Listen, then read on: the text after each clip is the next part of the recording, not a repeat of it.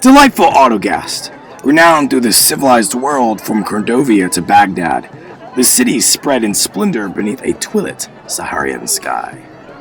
The setting sun threw pink and amber across adobe domes, masonry mansions, tall mud brick mosques, and open plazas thick with bristling date palms. The melodious calls of market vendors mixed with the remote and amiable chuckling of Saharian hyenas.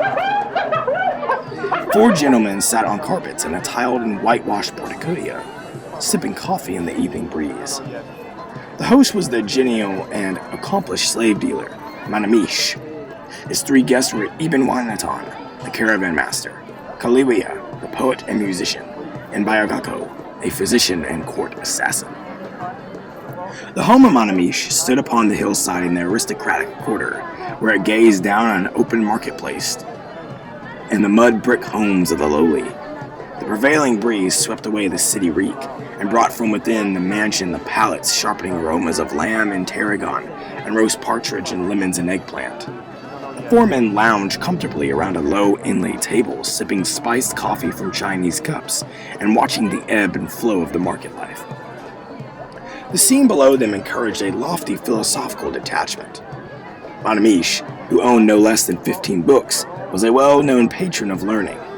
Jewels gleamed on his dark, plump hands, which lay cozily folded over his paunch. He wore a long tunic of crushed red velvet and a gold-threaded skullcap. Kalali, the young poet, had studied architecture and verse in the schools of Takabuku. He lived in the household of Manamish as his poet and praisemaker, and his sonnets, ghazals, and odes were recited throughout the city. He propped one elbow against the full belly of his 2-string guitar of inlaid ebony strung with leopard gut. Ibn Wanatan had an eagle's hooded gaze and hands calloused by camel reins. He wore an indigo turban and a long striped jabaya. In 30 years as a sailor and carabiner, he had bought and sold Zanzibar ivory, Sumerian pepper, Freguina silk, and Cordovanian leather. Now a taste of refined gold had brought him to Autogast, for Autogast's African bullion was known throughout Islam as a standard of quality. Dr. Bayagako's ebony skin was ridged with innate scars, and his long clay-smeared hair was festooned with knobs of chiseled bone. He wore a tunic of white Egyptian cotton, hung with gris necklaces, and his baggy sleeves bulged with herbs and charms. He was a native Autogastian, of an animist Parisian, the personal physician of the city's prince. Bayagako's skill with powders, potions, and ugniats made him an intimate of death. He often undertook diplomatic missions to the neighboring empire of Ghana. During his last visit there, the anti-Autogas faction had mysteriously suffered a lethal outbreak of pox. Between the 4 men was the air of camaraderie common to gentlemen and scholars. They finished the coffee, and a slave took the empty pot away. A second slave, a girl from the kitchen staff, arrived with a wicker tray loaded with olives, goat cheese, and hard-boiled eggs sprinkled with vermilion. At that moment, a muezzin yodeled the evening call to prayer.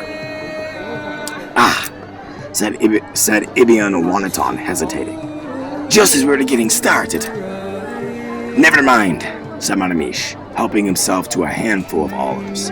"We'll pray twice next time." "Why is there no noon prayer today?" said Wanatan. "Our muezzin forgot," the poet said. Wanatan lifted his shaggy brows. "That seems rather lax." Dr. Bayagako said, "That is a new muezzin. The last was more punctual, but, well, he fell ill." Bayagako smiled urbanely and nibbled his cheese. "We Autogastians like our new muezzin better," said the poet Kali. "He's one of our own, not like the other fellow, who is from the Fez. Our muezzin is sleeping with a Christian wife. It's very entertaining." "You have Christians here," Wanatan said. "A clan of Ethiopian Copts," said Manamish, "and a couple of Nestorians." "Oh," said Wanatan, relaxing. "For the moment, I thought you meant a real fenugreek Christian from Europe." "From where?" Manamish was puzzled. "Very far away," said Ibn Wanatan, smiling. "Ugly little countries with no profit." "There were empires in Europe once," said Kalali. Knowledge Albany. knowledgeably. The Empire of Rome was almost as big as the modern civilized world. Wanaton nodded. I have seen the new Rome called Byzantium. They have armored horsemen like neighbors in Ghana, savage fighters. Mayako nodded, salting an egg. Christians eat children. Wanaton smiled. I can assure you that the Byzantines do no such thing. Really? Said Mayako. Well, our Christians do. That is just the doctor's little joke, said Manamish. Sometimes strange rumors spread about us because we raid our slaves from the Naim cannibal tribes on the coast. But we watch their diet closely, I assure you. Wanaton smiled uncomfortably. There is always something new out of Africa. One hears the oldest stories. Hairy men, for instance. Ha ha, said Manamish. You mean gorillas from the jungles to the south. I'm sorry to spoil the story for you, but they are nothing better than beasts. I see, said Wanaton. That's a pity. My grandfather owned a gorilla once, Manamish said. Even after 10 years, it could barely speak Arabic. They finished the appetizers. Slaves cleared the table and brought in a platter of fattened partridges, stuffed with lemons and eggplants, on a bed of mint and lettuce. 4 diners leaned in closer and dexterously ripped off legs and wings. Wanaton sucked meat from a drumstick and belched politely. Ugh! Autogas is famous for its cooks, he said. I'm pleased to see that this legend at least is confirmed. We Autogastians pride ourselves on the pleasure of table and bed, said Manamish, pleased. I've asked Ivliet, one of our premier courtesans, to honor us with a visit tonight. She will bring her troupe of dancers. Wanaton smiled. That would be splendid. One tires of boys on the trail. Your women are remarkable. I've noticed that they go without the veil. Kalikia lifted his voice in song. When a woman of Autogasts appears, the girls of the Fez bite their lips, the dams of the Triopoli hide in closets, and Ghana's women hang themselves. We take pride in the exalted status of our women, said Manamish. It is not for nothing that they command a premium market price. In the marketplace, downhill, vendors lit tiny oil lamps which cast a flickering glow across the walls of tents and the watering troughs. A troop of the prince's men with iron spears, shields, and chainmail marched across the plaza to take the night watch at the eastern gate. Slaves with heavy water jars gossip beside the well. There's quite the crowd around one of the stalls, said Bayagako. So I see, said Wanaton. What is it? Some news that might affect the market? Bayagako sopped up gravy with a wad of mint and lettuce. Rumor says that there's a new fortune teller in town. New prophets always go through a Vulcan. Ah, yes, said Kalia, sitting up. They call him the Sufferer. He is said to tell the most outlandish and entertaining fortunes. I wouldn't trust any fortune teller's market tips, said Manamish. If you want to know the market, you have to know the hearts of the people, and for that you need a good poet. Kalia bowed his head. Sir, he said, live forever. It was growing dark. Household slaves arrived with pottery lamps of sesame oil, which they hung from the rafters of the portico. Others took the bones of partridges and brought in a haunch and head of lamb with a side of dish of cinnamon tripes. As a gesture of esteem, the host offered Wanaton the eyeballs, and after the 3 ritual refusals, the caravan master dug with the relish. I put great stock in fortune tellers myself, he said, munching. They are often privy to strange secrets. And the eyeball juice bursted down his lips. Not the oculate kind, but the babbling of superstitious. Slave girls anxious about some household scandal, or Mano officials were worried over promotions, inside news from those who consult them. It can be useful. If that's the case, said Manamish, perhaps we should call him up here. They say he is grotesquely ugly, said Kalikia. He is called the Sufferer, because he is outlandishly afflicted by disease. Bayagako wiped his chin elegantly on his sleeve. Now you begin to interest me, sir. It's settled then, Manamish clapped his hands. Bring young Sidi, my errand runner.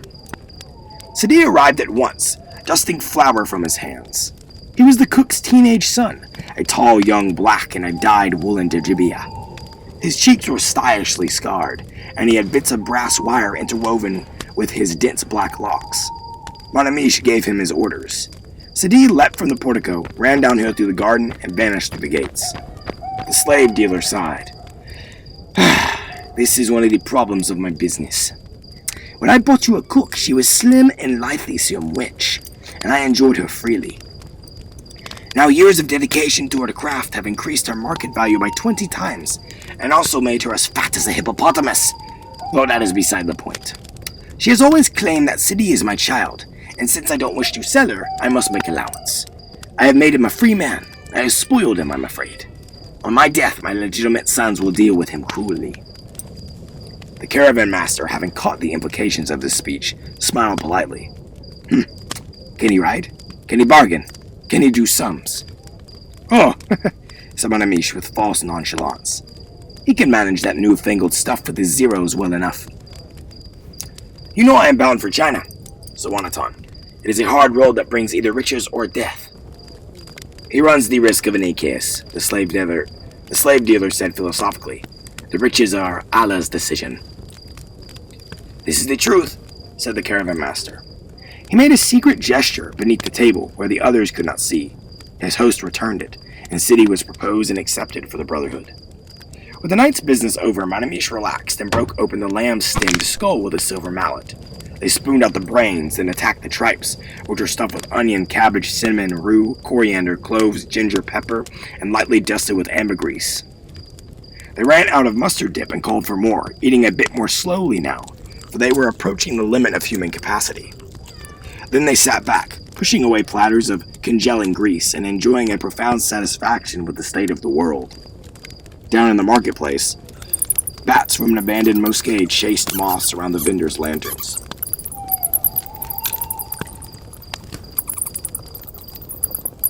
The poet belched savagely and picked up his two-string guitar. Dear God, he said. This is a splendid palace. See, caravan master, how the stars smile down on our beloved southwest. He drew a singing note from the leopard gut strings. I feel one with eternity, Wanaton smiled. When I find a man like that, I have to bury him. There speaks a man of business, the doctor said. He obtrusively dusted a tiny pinch of venom on the last chunk of tripe and ate it. He accustomed himself to poison. It was a professional precaution. From the street beyond the wall, they heard the approaching jingle of brass rings. The guard at the gate called out, The Lady Ifrit and her escorts, lord! Make them welcome, said Manamish. Slaves took the platters away and brought a velvet couch onto the spacious portico. The diners extended their hands. Slaves scrubbed and toweled them clean. Eliphiet's party came forward through the fig-clustered garden. 2 escorts with gold-topped staffs heavy with jingling brass rings, 3 dancing girls, apprenticed courtesans in blue woolen cloaks over gauzy cotton trousers and embroidered blouses, and 4 palanquin bearers, beefy male slaves with oiled torsos and calloused shoulders. The bearers sat in the palanquin down with stifled grunts of relief and opened the cloth of gold hangings. Eliphalet emerged, a tawny-skinned woman, her eyes dusted in Cahol and cornelium, her hinted hair threaded with gold wire. Her palms and nails were stained pink. She wore an embroidered blue coat over an intricate sleeveless vest and ankle-tied silk trousers starched and polished with muller-Belian lacquer. A light freckling of smallpox scars along one cheek delightfully accented her broad moon-like face. Ah, Eliphalet, my dear, said Manamish. You are just in time for dessert. Eliphalet stepped gracefully across the tiled floor and reclined face first along the velvet couch, where the well-known loveliness of her prostate could be displayed to its best advantages. I thank my friend and patron, the noble Manamish. Live forever! Land, Dr. Bayagako. I am your servant. Hello, poet. Hello, darling, said Kalagia, smiling with the natural camaraderie of poets and courtesans. You are the moon, and your trophy of lovelies are comets across our vision. The host said, This is our esteemed guest, the caravan master, Abu Bakr Aham ibn Wanatan. Wanaton, who had been gaping in enraptured amazement, came to himself with a start. "Ah, I am a simple dessert man," he said. "I haven't a poet's gift of words, but I am your ladyship's servant." Livelet smiled and tossed her head. Her distended earlobes clattered with heavy chunks of gold filigree.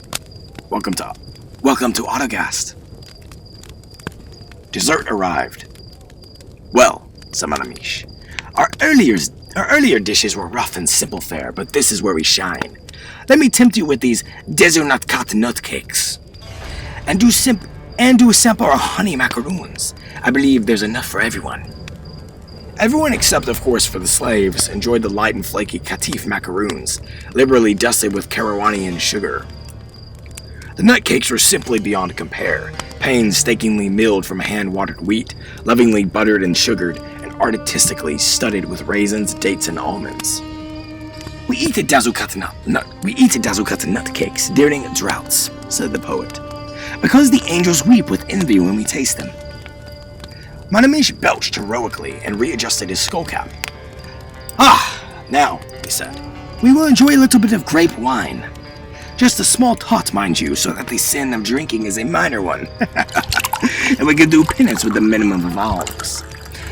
After that, our friend the poet will recite an ode he has composed for the occasion." Kalia began to tune his 2-string guitar.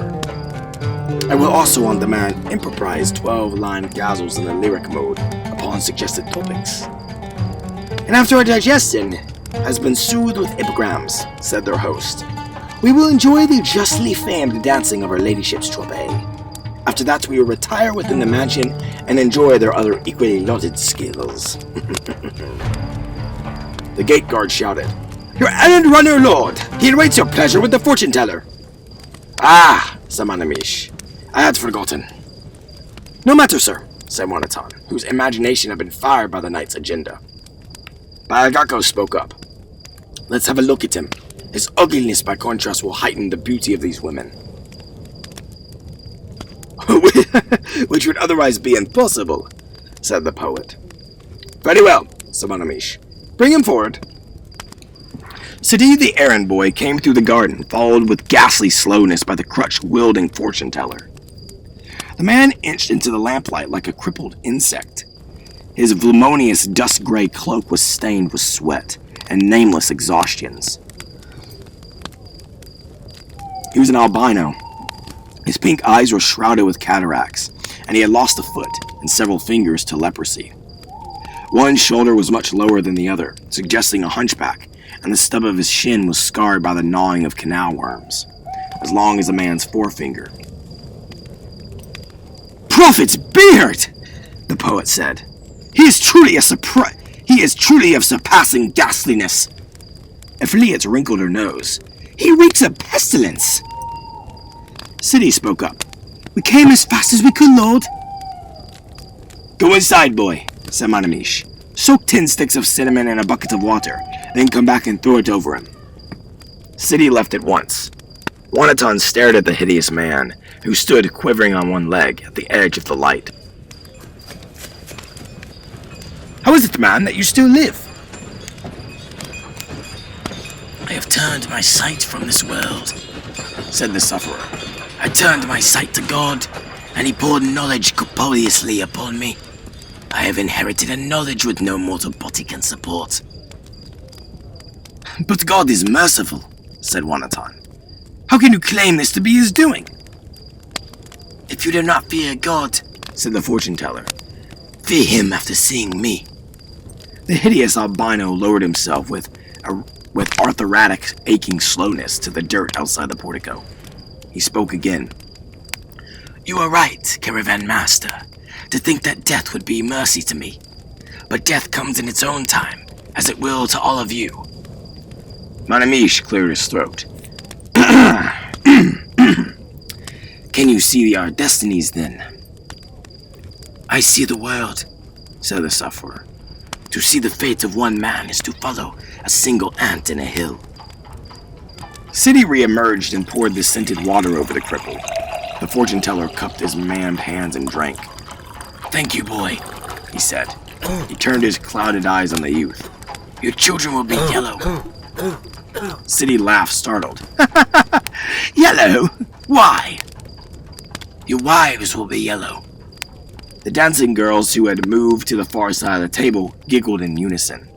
Bayagako pulled a gold coin from within his sleeve. I will give you this gold dirham if you will show me your body. Eliphiet frowned prettily and blinked her coal-smeared lashes. Oh, learned doctor, please spare us! You will see my body, sir, if you have patience, said the sufferer. As yet, the people of Autogas laugh at my prophecies. I am doomed to tell the truth, which is harsh and cruel and therefore absurd.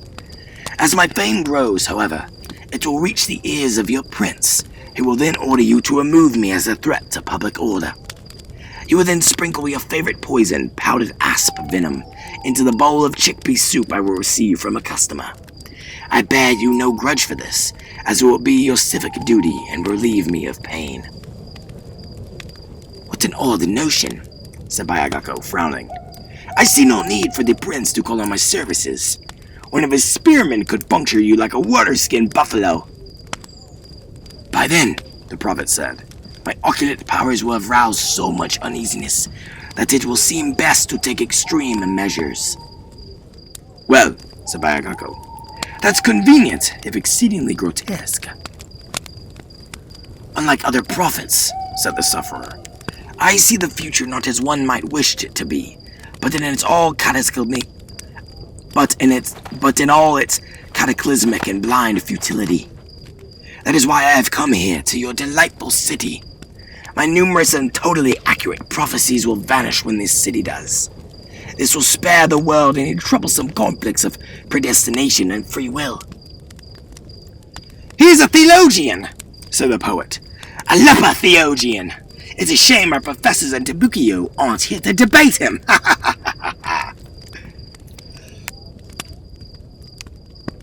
Your prophecies doom our city? Said Manamish. Yes, I will be specific. This is the year 1046 of the prophet's Hiraya, and 1014 years since the birth of Christ. In 40 years, a Puritan and fanatical cult of Muslims will arise, known as the Almoravids. At the time, Autogas will be an ally of the Ghana Empire, who are ideal worshippers. Ibn Yasin, the warrior saint of the Almoravids, will condemn Autogas as a nest of pagans. He will set his horde of desert marauders against the city. They will be inflamed by righteousness and greed.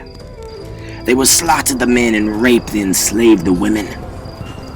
Autogas will be sacked. The wells will be poisoned and the cropland will wither and blow away. In 100 years, sand dunes will bury the ruins. In 500 years, Autogas will survive only as a few dozen lines of narrative in the travel books of Arab scholars.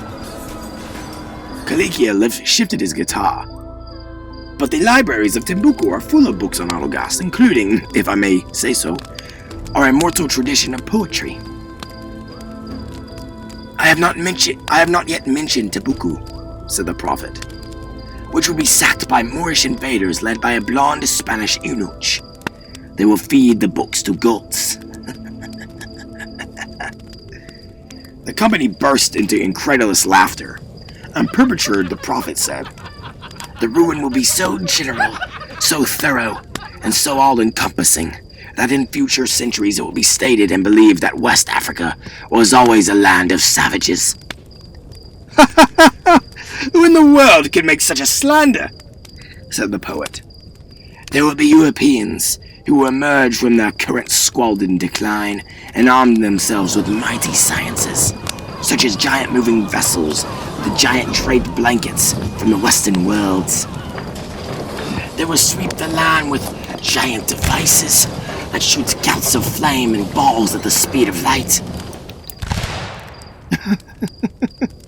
What happens then?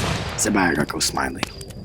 I can look at those future ages, said the prophet, but I prefer not to do so, as it makes my head hurt. Your prophecy, then, said Manamish, that our far-famed metropolis, with its towering mosques and armed militia, will be reduced to utter desolation. Such is the truth, regrettable as it may be, You and all you love will leave no trace in this world, except a few lines in the writing of strangers. And our city will fall to savage tribesmen, the sufferer said. No. No one here will witness the disaster to come. You will live out your lives year after year, enjoying ease and luxury, not because you deserve it, but simply because of blind fate. In time, you will forget this night. You will forget all I have said, just as the world will forget you and your city. When Autogas falls, this boy's city, the son of a slave, will be the only survivor of the night's gathering. By that, he will too have been forgotten. Autogas, which has no cause to love. He will be a rich old merchant in Chahang, which is a Chinese city of such fantastic wealth that it could buy 10 Autogasts, and which will not be sacked and annihilated until a considerable later date. This is madness, said Wanaton Bayagako twirled a crusted lock of mud-smeared hair in his supple fingers. You're the gate guard and a husky lad, friend, Manamish. Your gate guard is a husky lad, friend, Manamish. Let's say we have him bash this Stormcrow's head in and haul him out to the hyena food. For that, Doctor, said the sufferer, I would tell you the matter of your death. You will be killed by the Gahanan Royal Guard while attempting to kill the Crown Prince by blowing a subtle poison into his anus with a hollow reed. Bayagako started. You idiot! There is no Crown Prince. He was conceived yesterday. Bayagako turned impatiently to the host. Let us rid ourselves of this prodigy! Manamish nodded sternly. Sufferer, you have insulted my guest and my city. You are lucky to leave my home alive. The sufferer hauled himself with agonizing slowness to a single foot. Your boy spoke to me of your generosity.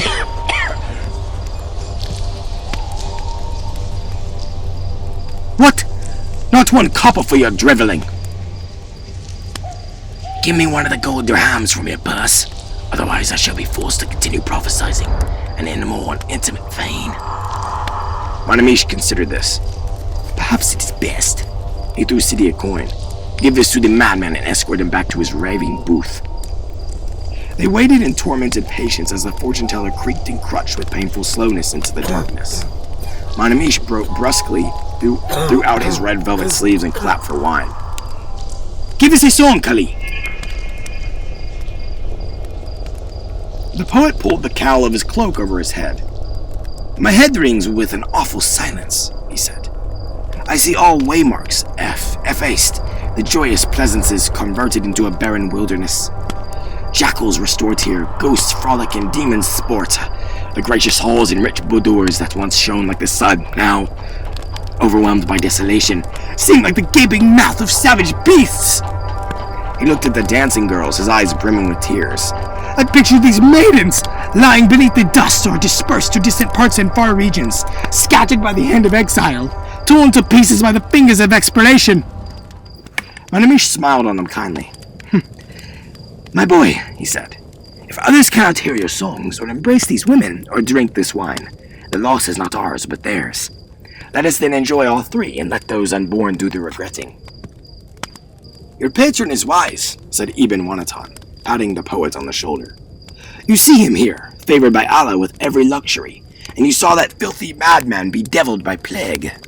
That lunatic who pretends to great wisdom only croaks of the ruin, while our industrious friend makes the world a better place by fostering nobility and learning. Could God forsake a city like this, with all its charms, to bring about that fool's disgusting prophecies? He lifted his cup to Ifliat and drank deeply. But delightful, Autogast, said the poet, weeping. All that loveliness lost to the sands! The world is wide, said Bayagako, and the years are long. It is not for us to claim immortality, not even if we are poets. But take comfort, my friend. Even if these walls and buildings crumble, there will always be a place like Autogast, as long as men love profit. The mines are inscrutable, and the elephants are thick as fleas. Mother Africa will always give us gold and ivory. Always? Said the poet, hopefully dabbing at his eyes. Well, surely there are always slaves. Said Manamish and smiled and winked. The others laughed with him, and there was joy again.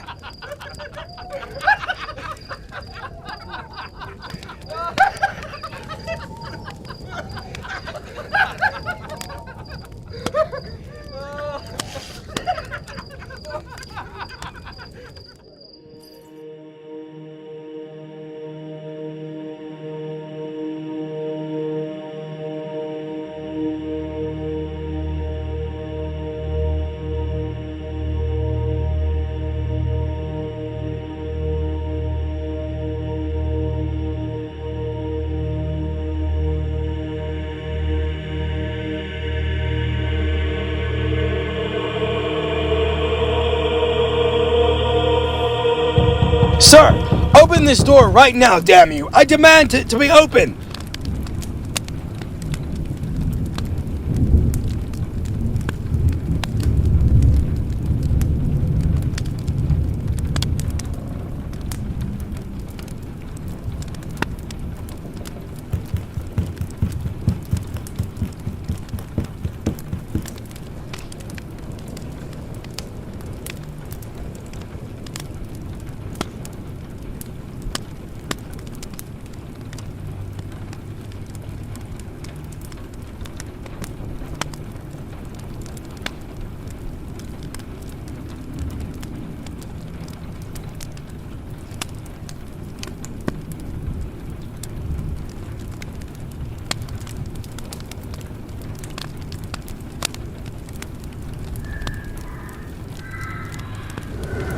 It was the middle of November in 1405, the year of the king, when we arrived at Martindale and found the place anything but romantic or pleasant.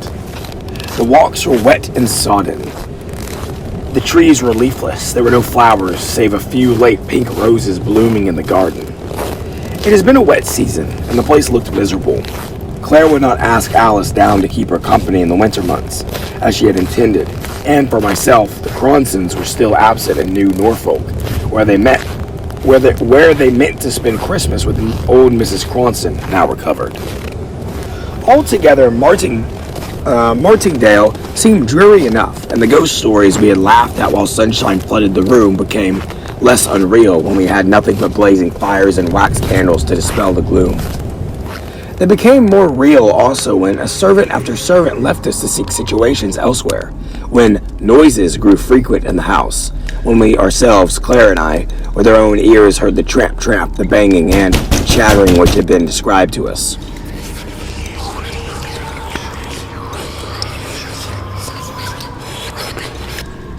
My dear reader, you doubtless are free from superstitious fancies. You pooh-pooh the existence of ghosts and only wish you could find a haunted house in which to spend a night, which is all very brave and praiseworthy, but wait till you are left in a dreary, desolate old country mansion, filled with the most unaccountable sounds without a servant, with none save an old caretaker and his wife, who, living at the extremest end of the building, heard nothing of the tramp, bang, bang going on at all hours of the night. At first, I imagined the noises were produced by some evil-disposed person who wished, for purposes of their own, to keep the house uninhabited, but by degrees, Clara and I came to the conclusion the visitation must be supernatural, and Martindale, by consequence, untenable. Still being practical people, unlike our predecessors, not having money to live where and how we liked, we decided to watch and see whether we could trace any human influence in the matter. If not, it was agreed we were to pull down the right wing of the house and the principal staircase. For nights and nights we sat up till 2 or 3 o'clock in the morning, Claire engaged in needlework, I reading, with a sword lying on the table beside me, but nothing, neither sound nor appearance, rewarded our vigil. This confirmed my first ideas that the sounds were not supernatural, but just to test the matter, I determined on Christmas Eve, the anniversary of Mr. Jeremy Lester's disappearance, to keep watch myself in the red bedchamber. Even to Claire, I never mentioned my intention. About around 10 o'clock, tired out from our previous vigils, we each retired to rest. Somewhat abstemiously, perhaps, I noiselessly shut the door of my room, and when I opened it half an hour afterwards, no mouse could have pursued its way along the corridor with greater silence and caution than myself. Quite in the dark, I sat in the red room. For over an hour, I might as well have been in my grave for anything I could see in the apartment. But at the end of that time, the moon rose and cast strange lights across the floor and upon the wall of the haunted chamber. Hitherto, I kept my watch opposite the window. Now I changed my place to a corner near the door, where I was shaded from observation by the heavy hangings of the bed and an antique wardrobe. Still, I sat on, but still no sound broke the silence. I was weary with many nights watching, and tired of my solitary vigil. I dropped at last into a slumber from which I awakened by hearing the door softly open. "John," said my sister almost in a whisper. "John, are you here?" "Yes, Claire," I answered. "But what are you doing up at this hour?" "Come downstairs," she replied. "They are in the oak parlor." I did not need any explanation as to whom she meant, but crept downstairs after her, warned by an uplifted hand of the necessity for silence and caution. By the open door of the oak parlor, she paused, and we both looked in. There was the room we left in darkness overnight, with a bright wood fire blazing on the hearth, candles on the chimney piece, the small table pulled out from its accustomed corner, and two men seated beside it playing cribbage. We could see the face of the younger player. It was that of a man about 25, of a man who had lived hard and wickedly, who had wasted his substance and his health, who had been wild in the flesh, Jeremy Lester. It would be difficult for me to say how I knew this, how in a moment I identified the features of the player with those of the man who had been missing for 41 years. 41 years that very night. He was dressed in the costume of a bygone period. His hair was powdered and round, his wrists there were ruffles of lace. He looked like one who, coming from a great party, he had sat down after his return home to play cards with an intimate friend.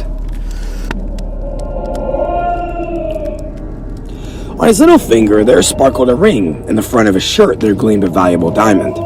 There were diamond buckles in his shoes, and according to the fashion of his time, he wore knee breeches and silk stockings, which showed off advantageously the shape of a remarkable good leg and ankle. He looked like he was from the 1200s. He sat opposite the door, but never once lifted his eyes to it. His attention seemed concentrated on the cards. For a time there was an utter silence in the room, broken only by the momentous counting of the game. In the doorway we stood, holding our breath, terrified and yet fascinated by the scene which was being acted before us. The ashes dropped on the hearth slowly, and like the snow we could hear the rustle of the cards as they were dealt out and fell upon the table. We listened to the count, 15, 15-2, 15-4, and so forth. There was no other word spoken till at length the player, whose face we could not see, exclaimed, "I win, the game is mine." Then his opponent took up the cards, sorted them over negligently in his hand, and put them close together, and flung the whole pack in the guest's face, exclaiming, "Cheat! Liar! Take that!" There was a bustle and confusion, a flinging over of chairs and fierce congestion, and such a noise of passionate voices mingling that we could not hear a sentence which was uttered. All at once, however, Jeremy Lester strode out of the room in such a great hurry that he almost touched us where we stood, out of the room and tramp up the staircase to the Red Room, whence he descended in a few minutes later with a couple of rapiers under his arm. When he re-entered the room, he gave, as it seemed to us, the other man his choice of the weapons, and then he flung open the window, and after ceremoniously giving a place for his opponent to pass out first, he walked forth into the night air, and Claire and I following. We went through the garden, down a narrow winding walk to a smooth piece of turf, sheltered from the north by a plantation of young fir trees. It was a bright moonlit night by this time, and we could distinctly see Jeremy Lester measuring off the ground. "What do you say, 3? He said at last to the man whose back was still towards us.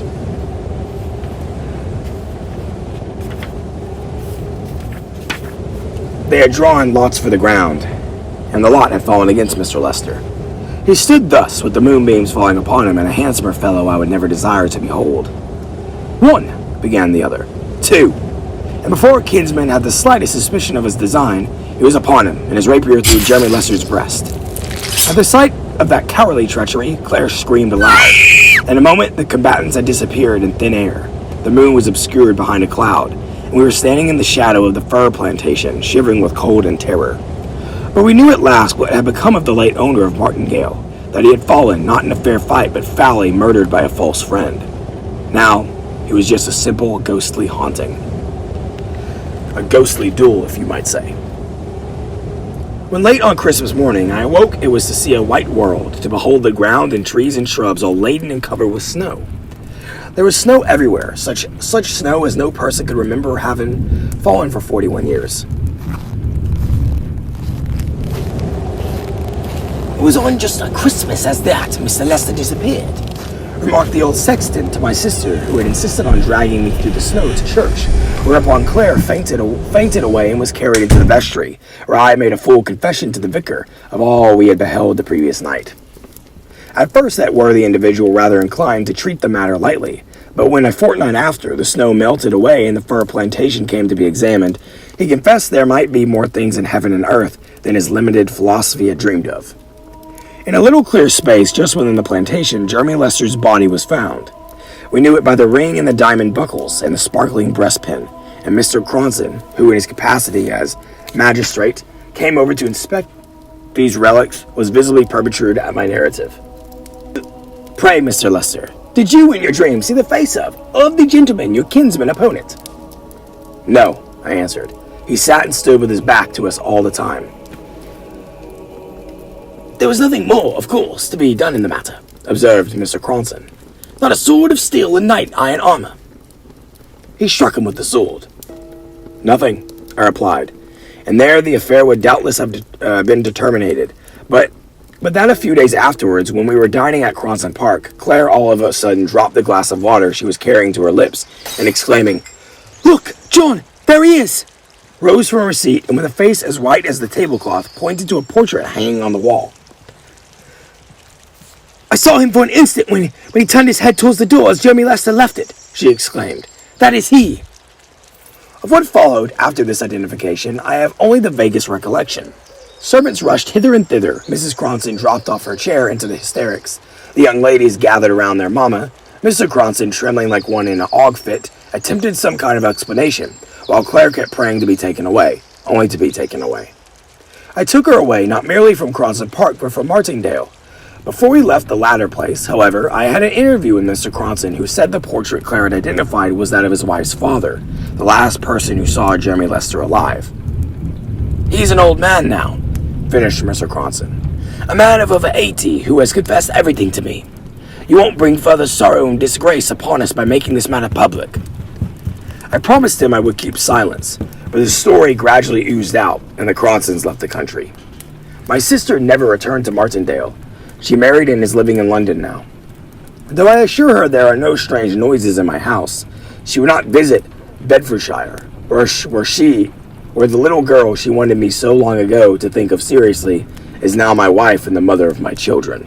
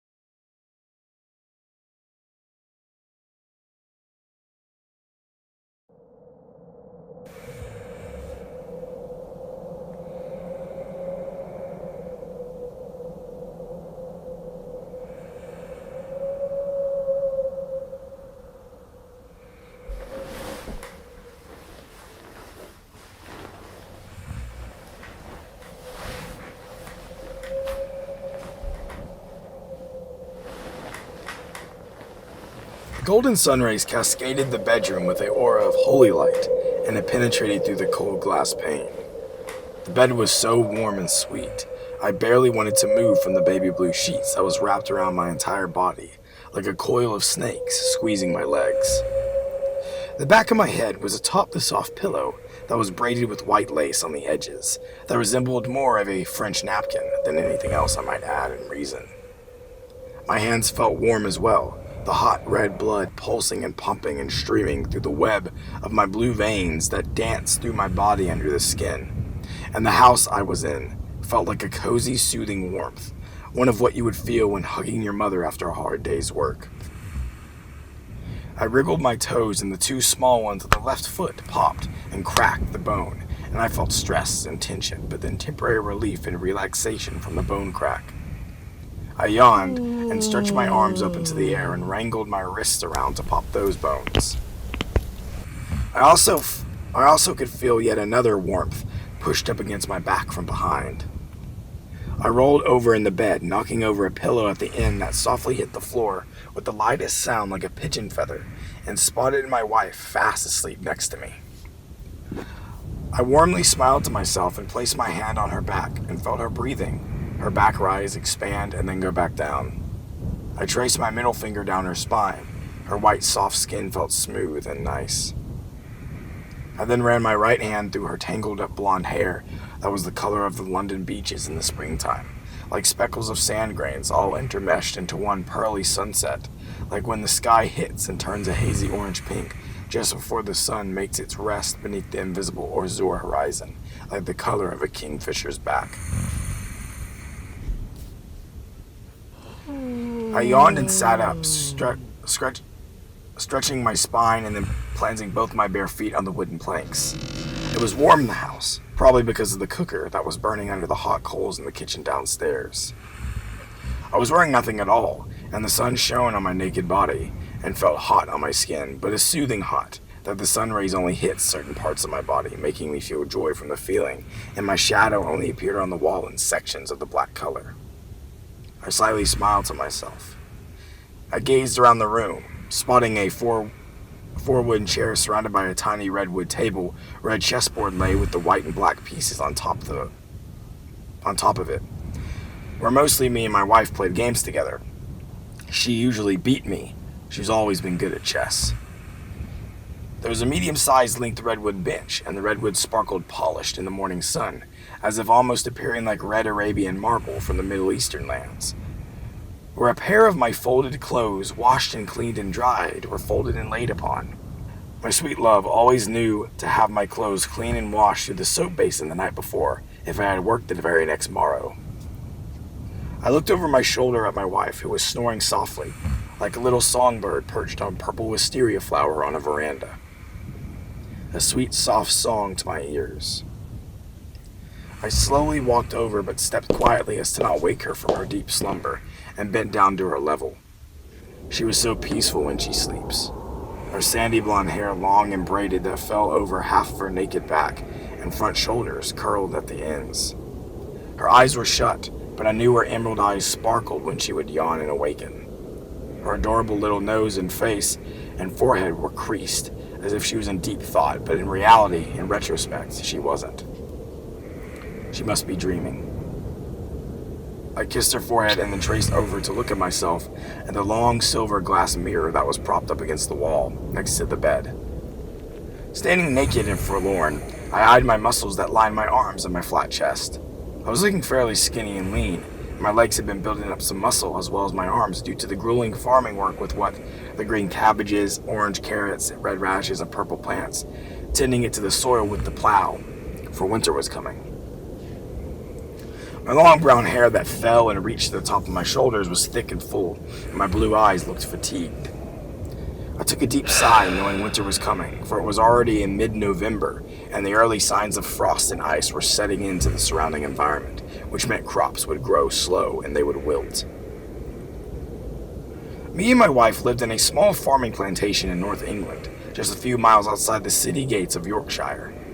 With the money I had earned from selling multiple of my outstanding paintings to queens and kings and the like, I had built up a considerable sum of gold to buy a nice little 2-story Tudor cottage for us. It wasn't much, just a furnished house with a nice kitchen and living quarters, wash house and upstairs bedroom, and study where I could perform my paintings. And yes, you see, I am indeed a painter, my good man. I even was able to afford a 30-acre plot of land to house some of the slaves I acquired at the auctions in the past summertime or so. 40 slave hands were tilling with the plows for the cotton and crops, and they were housed out near the barn and the slave houses where the animals lay in the big barn just a few yards from the house itself. Still, I realized I was staring at myself naked this entire time, thinking deeply, and even saw my penis had been built up blood and began to thicken, although most men get this in the morning time. I walked over to the folded clothes and slipped on my wool breeches, wrapping my belt around the waist, made of black horse leather, and threw on a loose white cotton shirt that had a low-hanging V-neck that revealed an opening at my chest. I was too lazy, indeed, to tie the strands together and tighten the strings up, so I let it fall loose like my hair. I slipped on my leather boots, and I buckled the silver buckles over each other tightly at the top of the shoe. I yawned once more, stretched and arched my back, which felt very wonderful, and rubbed my eyes to knock some of the crusty sleep out of my pupils. I needed to check on the animals at this early hour, but first, a nice cup of coffee before I embark into the cold outside would be sufficient. My wife still sleeping away in her bed, I looked out the glass pane where the sun shone through. Outside, I could see a morning fog had begun to entrap and engulf around the cropping fields of vegetables, and the fog even settled at the top of the oak trees in the distance, and the huge forest that surrounded the property like a clear blanket. I knew the morning dew was still wet on the green grass blades this morn, so I could wait a little bit longer before meeting with some of the slaves to attend the crops. I opened the wooden door and quietly shut it behind me and made my ungainly way down the steps into the lower floor of the cottage. Downstairs, it was a bit colder, but the iron cooker was out. A silent, foggy hue was befalling the room, and I could almost see my breath as it blew through my nostrils. It was like the room had changed attitude, a cold and distant one, than the other night when it was warm and hearty during dinner time, in which my wife had prepared us salted chicken, peppered greens, butternut squash, and a chocolate pudding made from eggs, milk, and honey. She's a fabulous cook indeed. I opened the metal grate that screeched when opened, and I threw a lump of black coal inside. I then tossed a few logs of bark into the cooker and pulled a small box of matches from my pocket, where I had them yesterday stashed there while working to light a pipe with some plant for more of a convenient use. The matchbox was red and had an imprinted sigil of the King of England, King George II, with his white powdered wig sat atop his fat bald head and fleshy jowls, looking saggy and old. What a snivelling little rat, I thought to myself, for he was a terrible king in this country, only corrupting the poor with more taxation laws, increasing such matters to the state, and making most of the items in the marketplaces increase by 10%, to his utmost convenience, so he makes most of the guilders, while we farm folk pillage away in the pillory. I slid open the tiny matchbox and flicked it against the white filling, and it sparked to an orange fiery flame. I flicked it into the cooker and shut the grate, and as soon as I closed the iron door, the match caught flame to the wood and coal, and the fire traveled like Nordic runes of a fire across the bark. A red hearth was now born, and the room that held cold and sad intentions was now full of light. The warmth enveloped the room, and I could finally feel the ease of the heat in the room held a red glow. I enjoyed my morning routine to myself, an awakening and a warm drink. I washed my face at the water basin with cold water to wake myself up, and it gave my tired body a jolt of energy. I dried my face with a white rag and then grabbed the ceramic blue kettle that was sitting atop the cooker. I poured hot water from my pot with boiling water near the fireplace hearth, and that was lit the previous night, and a black pot was set atop the flames that filled with cold water from the well near the barn. I dipped the kettle into the hot water and tossed in the coffee beans, a Spanish coffee, warm and dark from the Spanish lands of Spain, that my friend Philip purchased while sailing there for trading purposes. I was then just remembered to meet him at the tavern later this afternoon around 3 o'clock, after my job is done. I have known Philip for 5 years of my life. We first met at the shipping yards while he was loading some supplies into a carriage to head home to his wife. He's a saucy fellow, and loves a good snicker and jolly when the time requires it, but he is a hard worker and can beat your blood in the work if you need him to do so. I mixed the brown beans with hot water and then poured myself a cup. I took a spoon and scooped in a helping of sugar and poured in milk and cream freshly squeezed from the cow's udder outside. I mixed the coffee, cream, and sugar together, took a sip, tossing the spoon on the table near the wash basin.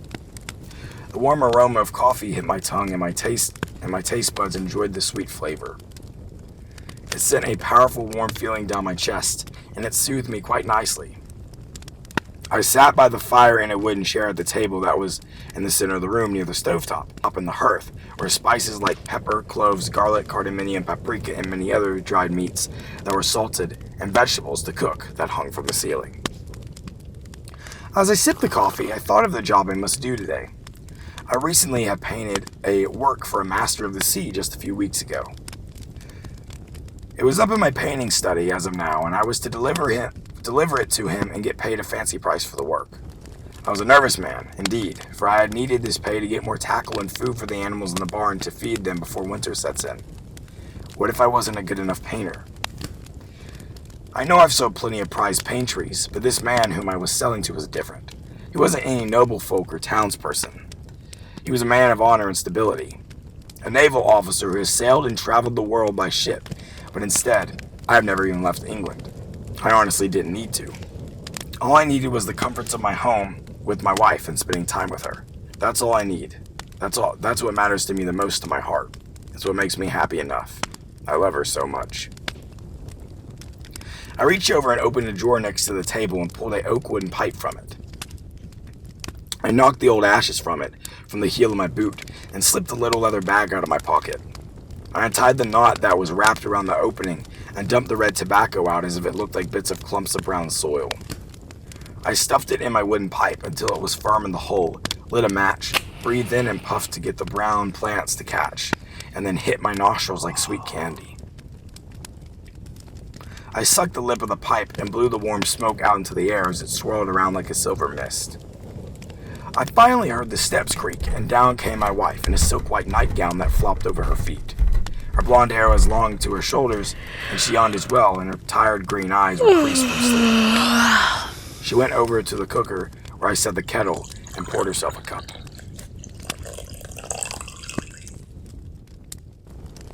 "Good morrow, my sweet," I said to her softly. She smiled slightly. "Good morrow. Did thee sleep fine?" "Yes, I did. Did you?" "I did, thank you." She yawned and then took a sip of the coffee. "You made this?" "Oh, I did. Just this morn." "Is it good?" She sat down next to me and sipped the coffee yet again, licked her lips as it dripped down her chin like brown water, and she nodded. "'Tis good." I grinned. "You were the one who typically makes thy coffee better. I was worried if I had messed the jib up on it, you would not find it to your taste." "For once you didn't make it too strong. It's perfectly light, my darling." I gave her a nod. I didn't add anything to the conversation, and my wife set her cup on the long wooden table. I was too much in my head, and the thought of failing with these paintings scared me half to death. What if I wasn't creative enough? She looked into my blue eyes with those alluring emerald eyes of the Irish Highlands, and sighed.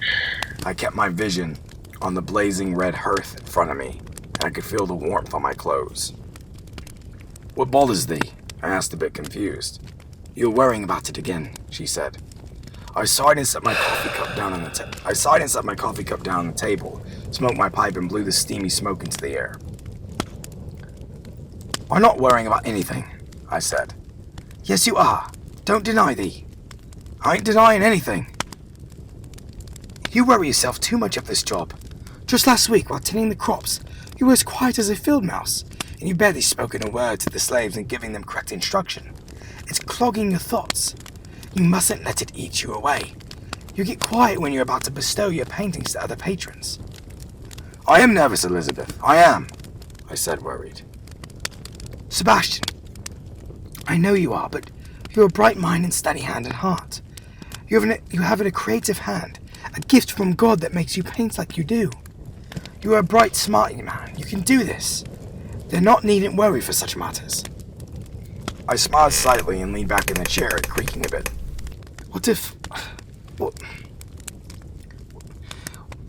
What farming tools?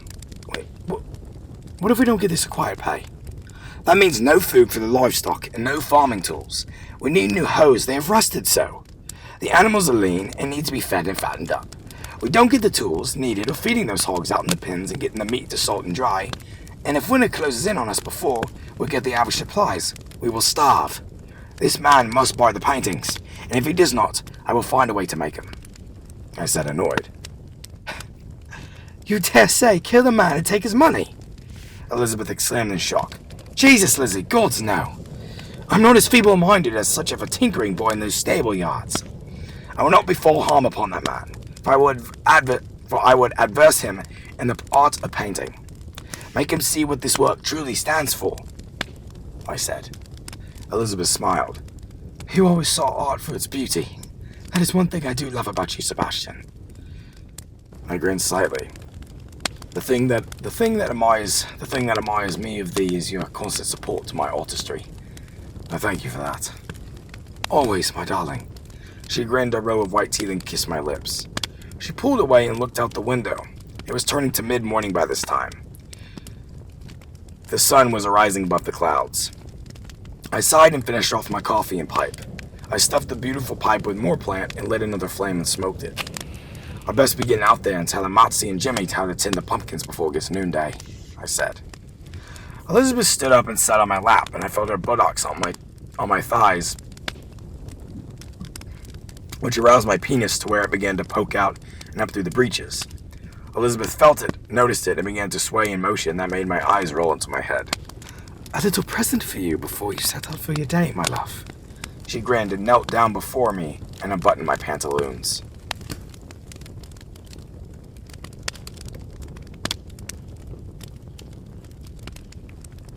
I slipped on my blue leather monomouth triangular cap, and with a pipe in my lips, and I swung with the door open into the cold, misty morning air. The field was lined with dew from the morning rain, and the fog sat around on the ground like a still mist. I spotted the slave quarters in the distance, and could see the slaves working away in the fields, and their straw hats and rag clothes with the forks and tolls scraping the soil and spreading it for the seeds to spread. I put my hands in my pocket as I walked, and my boots sloshed through the grass.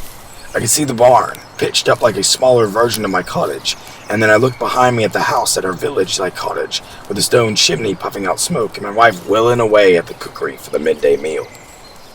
I smiled to myself about earlier, and admired how great of a wife Elizabeth was, and I was a lucky man to be married for 7 years, to this woman, whom I met at an opera ball just 10 years ago in 1693. The pipe blew warm smoke in my face, and it blessed my face with a satisfying hotness for a second, and then my face went back to cold, as my boots were now wet from the London dew. I looked to my left and saw the blinding and expansive forest ahead that engulfed the farming property with its tall and menacing oaks that had been there for many centuries before me, and probably many centuries after I'm gone, always silently watching in their own realm. I knew the creatures of badgers, deer, fox, rabbit, and bird that lived in these woods, and it makes for good hunting. The slave Matsy, who I have owned for 2 years now, was a hard worker and sharp lad. I watched him as he tilled the pumpkin patches. The pumpkins were fat and orange, with green stems and green vines that wrapped around the bulk of the vegetable. Most of them appeared healthy state, but there were a few stragglers that had rotting orange holes with the mushy guts piling out, and silver invisible spider webs tangled and attached to them. Matsy respectively removed his hat from his head as I approached. Hello, sir. Good morrow, good sir. We've tended the pumpkins like you asked yesterday. I puffed the smoke to the side and removed it from my lips. Have you spotted any rotting? Only just a fish, sir. I can't spree it, sir. I nodded. Slaves, when they spoke, and most were uneducated, were hard to understand when speaking English tongue. You say some are rotting and ripe? I re-asked. Yes, sir, he said. It is cold on this day. Yesterday I collected a fusible sum of rabbit kills with my musket rifle. I spotted a family of Devonshire ones, but missed the shots. Mishaps the rabbits could have gotten and scampered here to smell of the guts and ate away at them. I said sadly at the failing crops, for now fat maggots swarmed about it. What you want us to do with Saveggi? Matsy asked me, and his matty black hair was kinky and messy. Scars lined his face from previous whippings, most likely from a previous owner before I bought him. Tulsum. They are no good anymore. Most animals in this wood tend to travel here to pick the food. I said, disappointed that my crops were failing. I was worried that if we didn't grow enough in time, winter would set in and we would starve. I looked out near the cabbage and turnip fields where 10 slaves were working. The winter wind blew cold against me, and small white snow flurries rained down in the sky like little snowflakes and melted on the ground. I wrapped my wool scarf up around my neck to keep my neck warm. Well, tend to the tobacco and cabbage and give the horses an extra hay bale. I will be riding into town today, I said. Yes, sir. Matty tipped his hat to me and went off to the cabbage field. I finished my pipe and knocked the ashes with my boot. As I looked out towards the forest, I stopped and saw something strange standing in the grassy field a few miles down. A single black goat was on its 4 legs, looking straight at me. It appeared to be well fed, for it had fat to it. Its black fur covered its body, and skinny legs were messy and dirty from walking through the thick foliage. Its sharp hooves were clamped to the grass, and it had giant bossed horns that arched and curled backwards behind its head. Its 2 sloppy round watery eyes that seemed a yellow color stared into mine. Its sloppy snout puffed air from its catering nostrils lined with snot, and its droopy lip that was black and pink drooled a bit, its white buck teeth protruding slightly outward from its top gums. I thought it was odd, but I recalled not having any goats on my farm. Only horses, cattle, chickens, hogs, and a tabby stray cat that comes here from time to time to be fed pheasant and milk. I know I had no goat in my stock. We stared at each other for what seemed like an eternity, but then the beast stared off at the woods and then began to eat and nibble at the grass blades. Dumb animal, I muttered to myself.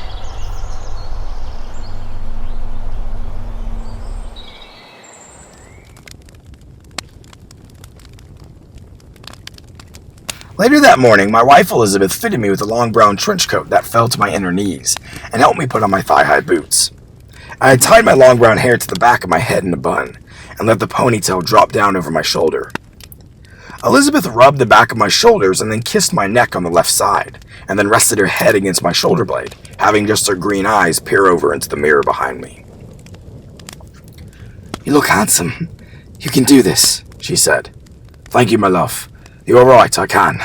My paintings will bring good tidings to this man of the naval company. Mr. Witt's a posh fellow with nothing more than multiple pretty pennies in his pocket. I know-it-all type. I hope it brings us pay, I said. It will, my darling. Just have faith, she said. I scoffed. Faith. You never had any, although you never believed in the priory way of preachings, she said as she walked away and sat on the bed in her beautiful blue corset with 2 pearl earrings dangling at her earlobes and a jade brooch that fell to her neck just above her cleavage that I had bought her in 1697 on our honeymoon night. I began to tie my royal blue neck sash around my shirt collar. It's because religious standings aren't fully justified and true. It just seems like folk talk to me, in my opinion. But yes, I know your father and mother believed in such matters, not I. It takes quite a bit of courage for a man to state his personality in the accordance of a priest or a church, that he does not acquire such beliefs. Although, I'm a man of art, and you are a beautiful wife. I cannot deny you, my love. God did not make me create those paintings. I did with my own free of mind. God does not decide what a man or how a man must conduct his nature. A man decides his own fate and upholdings, I stated. Elizabeth smiled. You are a wonder, Sebastian, but also strange. And we both laughed. She stood up and kissed me. Now go sell those beautiful masterpieces. I shall endeavor to try. I grinned happily, and she spun her around in a circle, her corset fluttering in colorful garments as she giggled through the sun rays that penetrated the windowsill.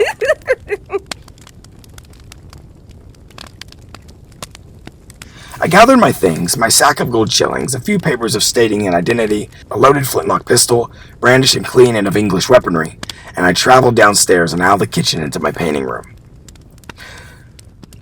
The painting room was located just past the fireplace. I casually opened the painting study room door and stepped inside the dimly lit room. I prefer to work in a dim setting and only light candles when I am in my most creative state to assure myself that only a great work can be produced in a dramatic and beautiful setting.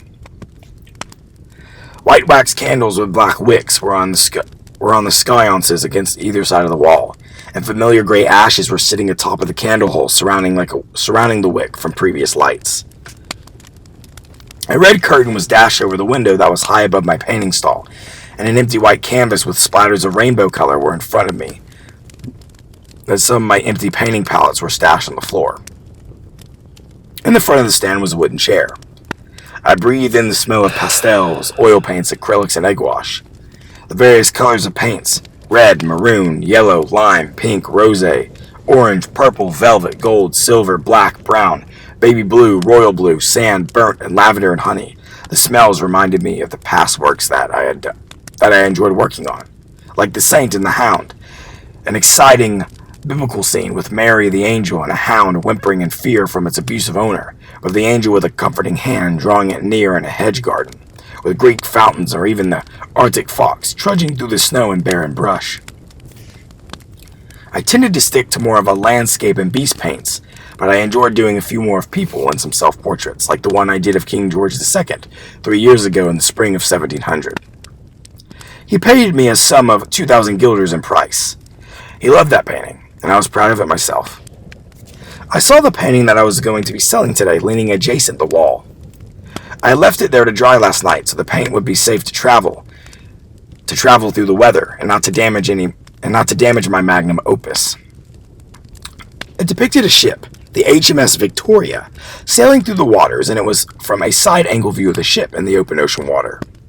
I used a lot of oil paints like royal and light blue, white and brown and nude colors, and the work on the ship was as detailed as one might think of a Dalmatian's spots. I was proud of it. It was a hard work, and it took me many, many tries to get it perfect. I took a deep breath and grabbed the art and wrapped it in a white cloth. It wasn't very big, just medium-sized, so I could slip it into my leather satchel. I unbuckled the straps on the leather bag and slid it into the compartment nice and snug, and buckled the bag back up, and slung it over my shoulder and across my chest. I kissed my wife a goodbye, and made my way across the field to the barn. As I started to walk off to the barn, my wife leaned against the door side and placed her hand on her hip, and holding a dirty, greasy rag in the other from cooking with oil. "How long will you be? When shall you return?" I'll be riding a 2-hour course north of the town. I will meet with the man and then meet Philip at his tavern for a drink. I'll be back by nightfall. I love you, I said. I love you too, my masterful painter, she smiled. I traveled across the long weeded field, and now the sun was high in the sky and the clouds had parted between it. I made my way to the barn. Entering the barn, the slaves had prepared a stallion for me with a saddle to ride. The cattle were lowing and the pigs oinking, the chickens balking and the horses neighing and moving around, snuffing their grub and hay. I rubbed the steed's snout as it snorted, and then I embarked into the saddle. I put my boot on the holster and slung my other around until I sat firmly on top. I gripped the reins after slipping on some leather black gloves and thanked Matsy for getting the horse some water, fed, and rested for the day's ride. I flicked him a few gold coins from my pocket. He caught the 3 coins in his hand. "Thank you, sir. You are too kind." He grinned yellow, torn-up teeth. "Of course, my friend. We shall endeavor to get your freedom by the end of the month." I smiled. He tipped his hat. I appreciate such tis thing." I nodded to the slave lad, and I kicked the horse's side and trotted out of the barn with my bag at my side, my flintlock at my right side belt, and my papers and paintings safe in the leather. I waved goodbye to my wife, who was still waiting at the door to see me gallop off. I nudged the horse's side and began a slow gallop as the horse hooves punched the soil and hit it up as we sailed along the side crop fields with the slaves picking the cotton. I blew Elizabeth a kiss as I rode by the cottage, a beautiful whitewashed and round stone building with stained glass windows of rainbow and clear that stood proudly in the farm field. She caught the kiss and pushed it to her heart. I stopped at the cabbage field where 4 slaves were digging a hole to plant the seeds with rakes to spread the grain. "Lads, make sure to dig 5 inches deep if you want the seed to kiss the roots and the earth. The cabbage takes weeks to grow, so we needed to steadily pace before December. Keep safe watch of Miss Elizabeth while I am away for the day. I shall return at night time. Of course, you good sir, one said. I gazed out to the forest, and my heart felt strange. I got a chill down my spine for an odd occurrence. There, standing in the field, was the black goat still, with its droopy eyes staring at me. I felt like it was reading my soul, trying to tell me something. He kicked the ground slightly with its hooves, and then began to eat the grass again. Then, he ran off into the forest behind me and disappeared into the wooden thatch. Perhaps he's a lost animal from another farm, I muttered to myself. I nodded to the horse, kicked the side as it neighed, and galloped off to the city of Yorkshire.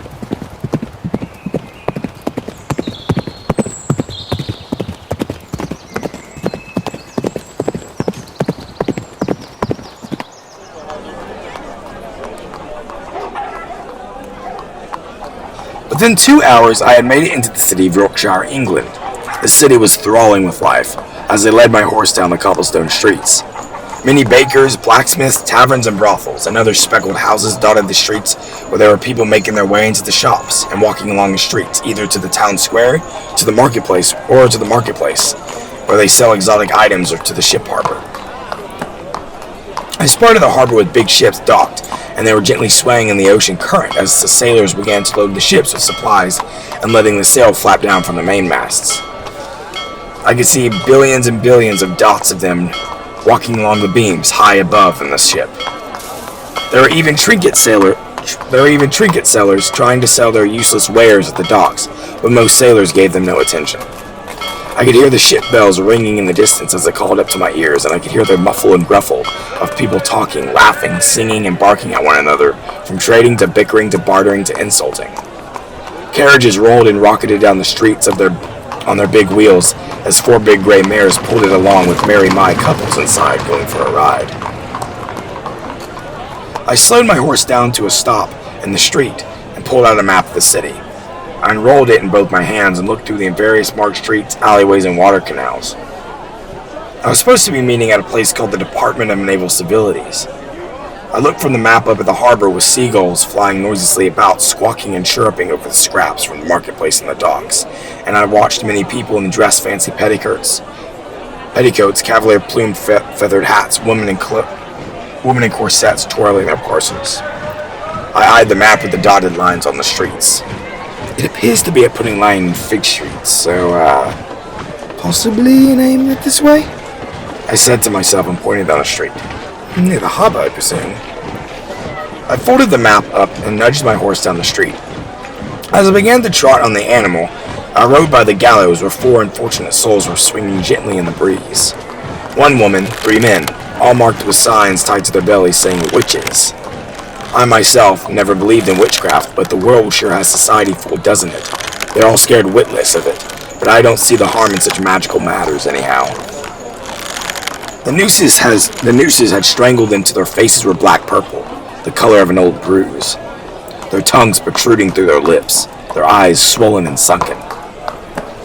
Their bodies swayed gently with the rope creaking, and smashed food was thrown at them from the earlier crowds and ongoing watchers of the sad play that was performed. I continued down the street and saw a crowd gathering around a young, dirty, poor-looking lad who was spewing false facts about religion and the church. The crowd was frothing like mad animals at him and foaming at the mouth as he stood upon a pile of crates on the sidewalk, preaching and yelling. "The devil is among us in Yorkshire! Beware, ye folks, of such venomous doings, and repent! Do not let him take you to the pits of hell!" I ignored him as a group of naval soldiers removed him and dragged him off to most likely a prison cell. Finally, I was able to find the naval building, which was about 3 stories high with a brick outlay and wood beams supporting the outer structure.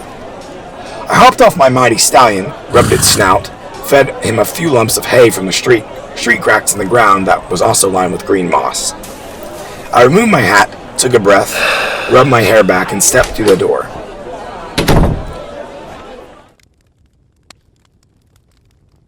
Inside was some sort of foyer, with velvet carpets and a candled golden chandelier swinging from the ceiling. In front of me were 2 rooms on either side that escaped into a library of sorts, with various books in the shelves, and in front was a staircase leading up with wooden rails.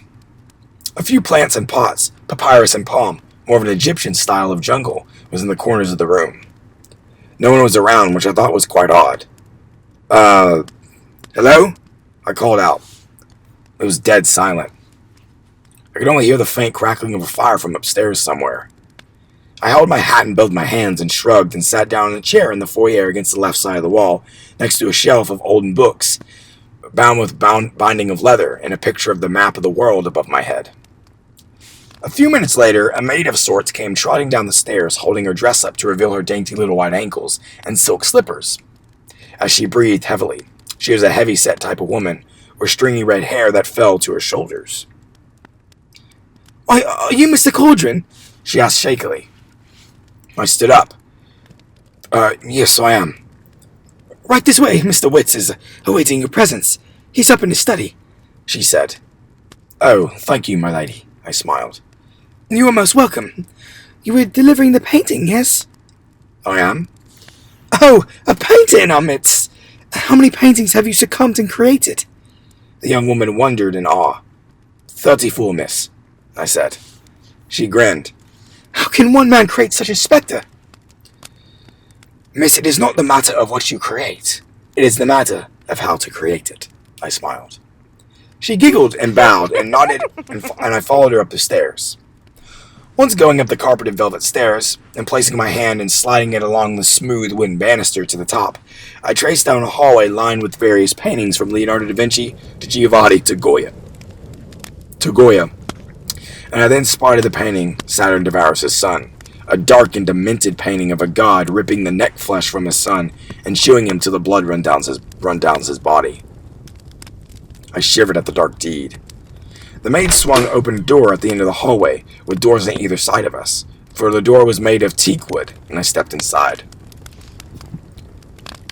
"Sir, Mr. Cauldron is here with the painting," she said. The man said nothing. She bowed slightly and gripped the golden doorknob and closed it behind me. The room on the either side was stacked with books, and a globe on one desk next to the leather chair was sitting atop it. In front of me was a wooden birch desk with a quill in the inkpot and various paper and books scattered about. Paintings lined the walls, and the ceiling was a painting, and on the ceiling was a huge painting, a representation of heaven and hell. Baby angels with back wings and stringy harps flying in white clouds on the left, and a fiery, bloody, demonic landscape with grotesque demons on the right, with pits of lava and dead trees. An old pudgy-looking laddie, with a powdered and washed white wig, where the curls folded to his neck, stood, his back to me behind the desk. He had on a black surcoat, and his back was to me looking out the window at the harbor. A fireplace was to my right, surrounded by stones. An orange fire was crackling in the hearth. The floor was waxwood and clean like a shiny ship deck. I knew this man was the captain of the HMS Victoria ship that was a prize for gallivanting and plundering Dutch enemies to the crown. This man traveled all over the world, apparently, from what I read in his book called Tales of Captain Nelson in the West Indies. I gulped and sat down in the leather chair across his desk. He still said nothing and continued to stare out the window. Sir, I asked. "Are you a man of the world, Mr. Cauldron?" He asked me, his back still turned. I looked at him a bit puzzled. "I beg your pardon, sir," as I slipped the leather bag over my shoulder and laid it next to me against the chair. I said, "Are you a man of the world?" And he faced me. He had a wrinkly skin, old gray eyes, slumped nose, and thin lips. He was holding a small glass curved cup of red wine. Not much, sir," I said. "I have never left England. You know, I have traveled all over the globe. France, India, Germany, Sweden, Ireland, Scotland, Japan, even the Indies and the Caribbean where the savages lay. Each time, I have imagined and seen multiple works of art from tapestries to sculptures, statues, pottery, beads, even beautiful cutlass swords. But nothing has ever found me more than a great masterpiece of a painting," he said. "I agree, sir. I read your book. He waved his hand to interrupt me. "I know you have read my book. Most people in Yorkshire have," he muttered irritably. "You have sailed and seen great places, sir, I assure you," I said nervously. "I have indeed. You are a painter, and I presume you have inquired a painting thus far today for me, to view to see if it is a prize to be put up on my wall, so I can pay you a fashionable fancy price, is it not? Yes, sir, indeed, my good sir. He looked at me, sipped his red wine, and set the glass down on the tabletop. Would you care for a glass, Mr. Cauldron? No, sir, I'm all right. I was at a heavy spirits this morning, and I prefer to keep a clear mind. I smiled. He scoffed. What are you, 27, 28, 29, 30 years of age? I turned 32 in December, sir. I smiled. A stout young lad you are. You can handle a drink or two, I am sure of it. Drink with me before we get into the business of things. I was about to protest, but knowing drinking a glass of wine with him would probably ensure me selling this painting to him. If you insist, sir, I said. He grinned and opened a glass casing. Inside was a range of white, rosé, and red wine bottles all corked at the top. He pulled a red wine out. He popped the cork, gathered a glass cup, and poured me a decent size, almost a full cup of red wine. He then sat on top of his desk in front of me as I sat down in the chair, his bulging belly slumping out of his pants and buttoned shirt and sash. He handed me the red wine. Thank you, I said and sipped a small sip, and tasted a sweet aroma of grape. I wanted to save the drinking for at the tavern with my friend and owner of the place, Philip. I held the glass in my left hand, and Mr. Witt took a sip of his wine. He gripped the bottle in his right. A beautiful wine from Italy, Florence in fact. Some say even Leonardo da Vinci may have drunk from this brand. A Louis Camry, sweet red wine. Leonardo, the man who painted the Mona Lisa. Some say it was a female version of himself, yes? He said. Is that your opinion as well? I tend to not dwell on the matters of the ilk. I don't believe in fairy tales, sir. Ha! Not even witches, eh? No witches, sir. I presume it is a bunch of folk talk. People are just frightened is all, I said. In my mind, I never truly believed in such matters at hand. Witches, warlocks, or wilders were all false tales to me. I tend to see things in a more of an artist way. A realistic way and a free of mind tend to look at things more scientifically. Did you see the four people hanged outside the harbour front? He asked. Yes, I did, I muttered. Very unfortunate business, I agree. But some say the woman who was hung just 3 hours ago was in a satanic seance with 3 men, and a witness claims she saw them dancing naked in the woods a few nights ago around a fire, chanting Latin. The devil's tongue. What say you? The fat sailor leaned forward and polished off his winery. I say, sir, that I think it's nothing more than a children's story. The dark magics are fables, I said. A man of reality, I see. Ha ha ha! He laughed and got up from the desk. I like that. You married, Mr. Cauldron? Yes, sir. How long? 8 years next May, sir, I said. Ah, I see. Does your wife believe in the witchcraftian methods? I muttered. No, she does not, sir. Most don't. Most don't are being accused of such methods, and I quite frankly believe that women are the sole reason the devil is walking the streets in Yorkshire. They are calling up Satan, the Black Lord, the Black Sabbath, the Black Devil, if you must insist. And I insist, good man, it comes from hell. You entirely see, for the reason in fact. As Captain Witt rambled on about the doings of the devil in Yorkshire, I felt a chill down my spine. Not just any chill, an icy chill, like pins and needles. Mr. Witt's voice seemed to drown out in my ears like some faded song, and I slowly looked out the window to my left from the chair out into the street. Standing in the middle of the road was the black goat I spotted earlier today. He was staring right at me, his beady yellow watery eyes bulging and pulsing and whatnot. His curved, sharp horns were like spike spears, or sharp and razor, and he seemed to have a stillness like a statue about him. Something sinister I felt about the goat. But how was he here? What was even more odd was the people passing by gave him no attention, no ill will, like he didn't exist. My blood ran cold. Then I could have swore I saw the black goat, as dark as the inky black night, grin slightly like a human would, but its grin was distorted and disturbed like a half sneer, half grin. Mr. Cauldron! Mr. Witt shouted, and I jumped in my chair. And I looked at him as he had a look of annoyance for me. Are you even listening? Yes, sir. Yes, sir. I'm so sorry, sir. What's going on? I'm just feeling a bit under the weather. Yes, about witchcraft, sir. Indeed, I said. He grunted. Now, as I was saying about witches, they're sneaky bastards, yellow fevers, I tell you. They will only appear to you when they let you see what you want to see. Satan can be a devious little trickster. He can appear to you almost himself. A demon. Ah. Mr. Cauldron, are you a man of study? Do you study demonology? I've never even heard of the subject. I laughed a little. Sounds a bit rash and silly to my taste, sir. Nonsense! You see, there are many demons in the realm of hell and fire. They take many forms. Sometimes it's a woman to fill you with lust and lure you away. A man to befriend you. Sometimes even an animal or beast like a cat or perhaps a goat of a sort. He laughed. I looked back out the window and the goat was gone. You see, it's all about the matter of perspective. That is all, my friend. Some say they even walk among us.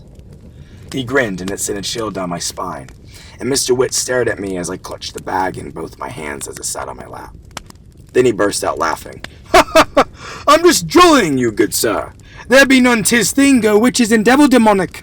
I agree, sir, it is too fairy tale. Your face, sir, was shocked as ever. Yes, I laughed nervously. Very good, sir. He sat down at his desk, heaved and laughed, and wiped tears from his eyes, and calmed himself down. He then set his wine down on the desktop. Now that we are past the pleasantries, Mr. Cauldron, why don't we take a look at the painting of yours? Right away, sir, I said, still nerved by what just happened. I unbuckled the bag and slipped out the painting and unwrapped the cloth it was in. I handed it to him across the desk. He lollygagged at it for some time, biting his lip, quivering, his brow creasing, his eyes darting. My heart pounded in my white chest. I began to tap my foot nervously, waiting for his verdict. He looked up over the rim of the art. This is supposed to be a representation of my ship, yes. The HMS Victoria. Yes, sir, 'tis is, I said. I use pastels for the ocean like royal blue, white and nude, and buttery egg wash for the sand, and white and nude for the ruffles of the ship's sails. He tossed it on top of his desk. It's shit. I felt a pang of sadness bubble in my throat. I'm sorry, sir. You heard me. It's complete shit. My ship is not of that standard. The rigging is wrong, the hull is all mushed in the brown oil paints. You can't even tell it's the real damn thing. The ocean ruffles are more like a choppy seagull birds going for a swim, if I might add. The oil and the acrylics are too watery, and well, it ain't no right. You have botched the job, son. My 5-year-old niece could have painted a better picture as such. I will not pay for this. I suppressed anger. Sir, if I may question and be so bold, I beg you to reconsider. Please, me and my wife need to pay, and He cut me off completely. I have already considered the art piece, Mr. Cauldron. It's a terrible tragedy. There will be no bartering, young man. Now take your filthy piece and get out of my office. I sat there in complete shock. No one has ever spoken to me of that sort before. Mainly about my artwork. At this point, I lost control of my emotions. I polished off the rest of the wine and smashed the glass on the ground, and the silver pieces scattered about like crystals. Mr. Witt, shocked and bewildered, scoffed at me. Sir, how dare you? No, how dare you insult my masterpiece of such in the time and effort I inquired to put for this damn painting? I shall take my business elsewhere, where it is more appreciated. I grabbed my painting and slipped it back in my leather bag and gathered my things. I began to walk to the door and open it. Get back here and pick this glass up! How dare you insult me like this? Mr. Witt shouted. I turned back to him. Damn you! I said and slammed the door.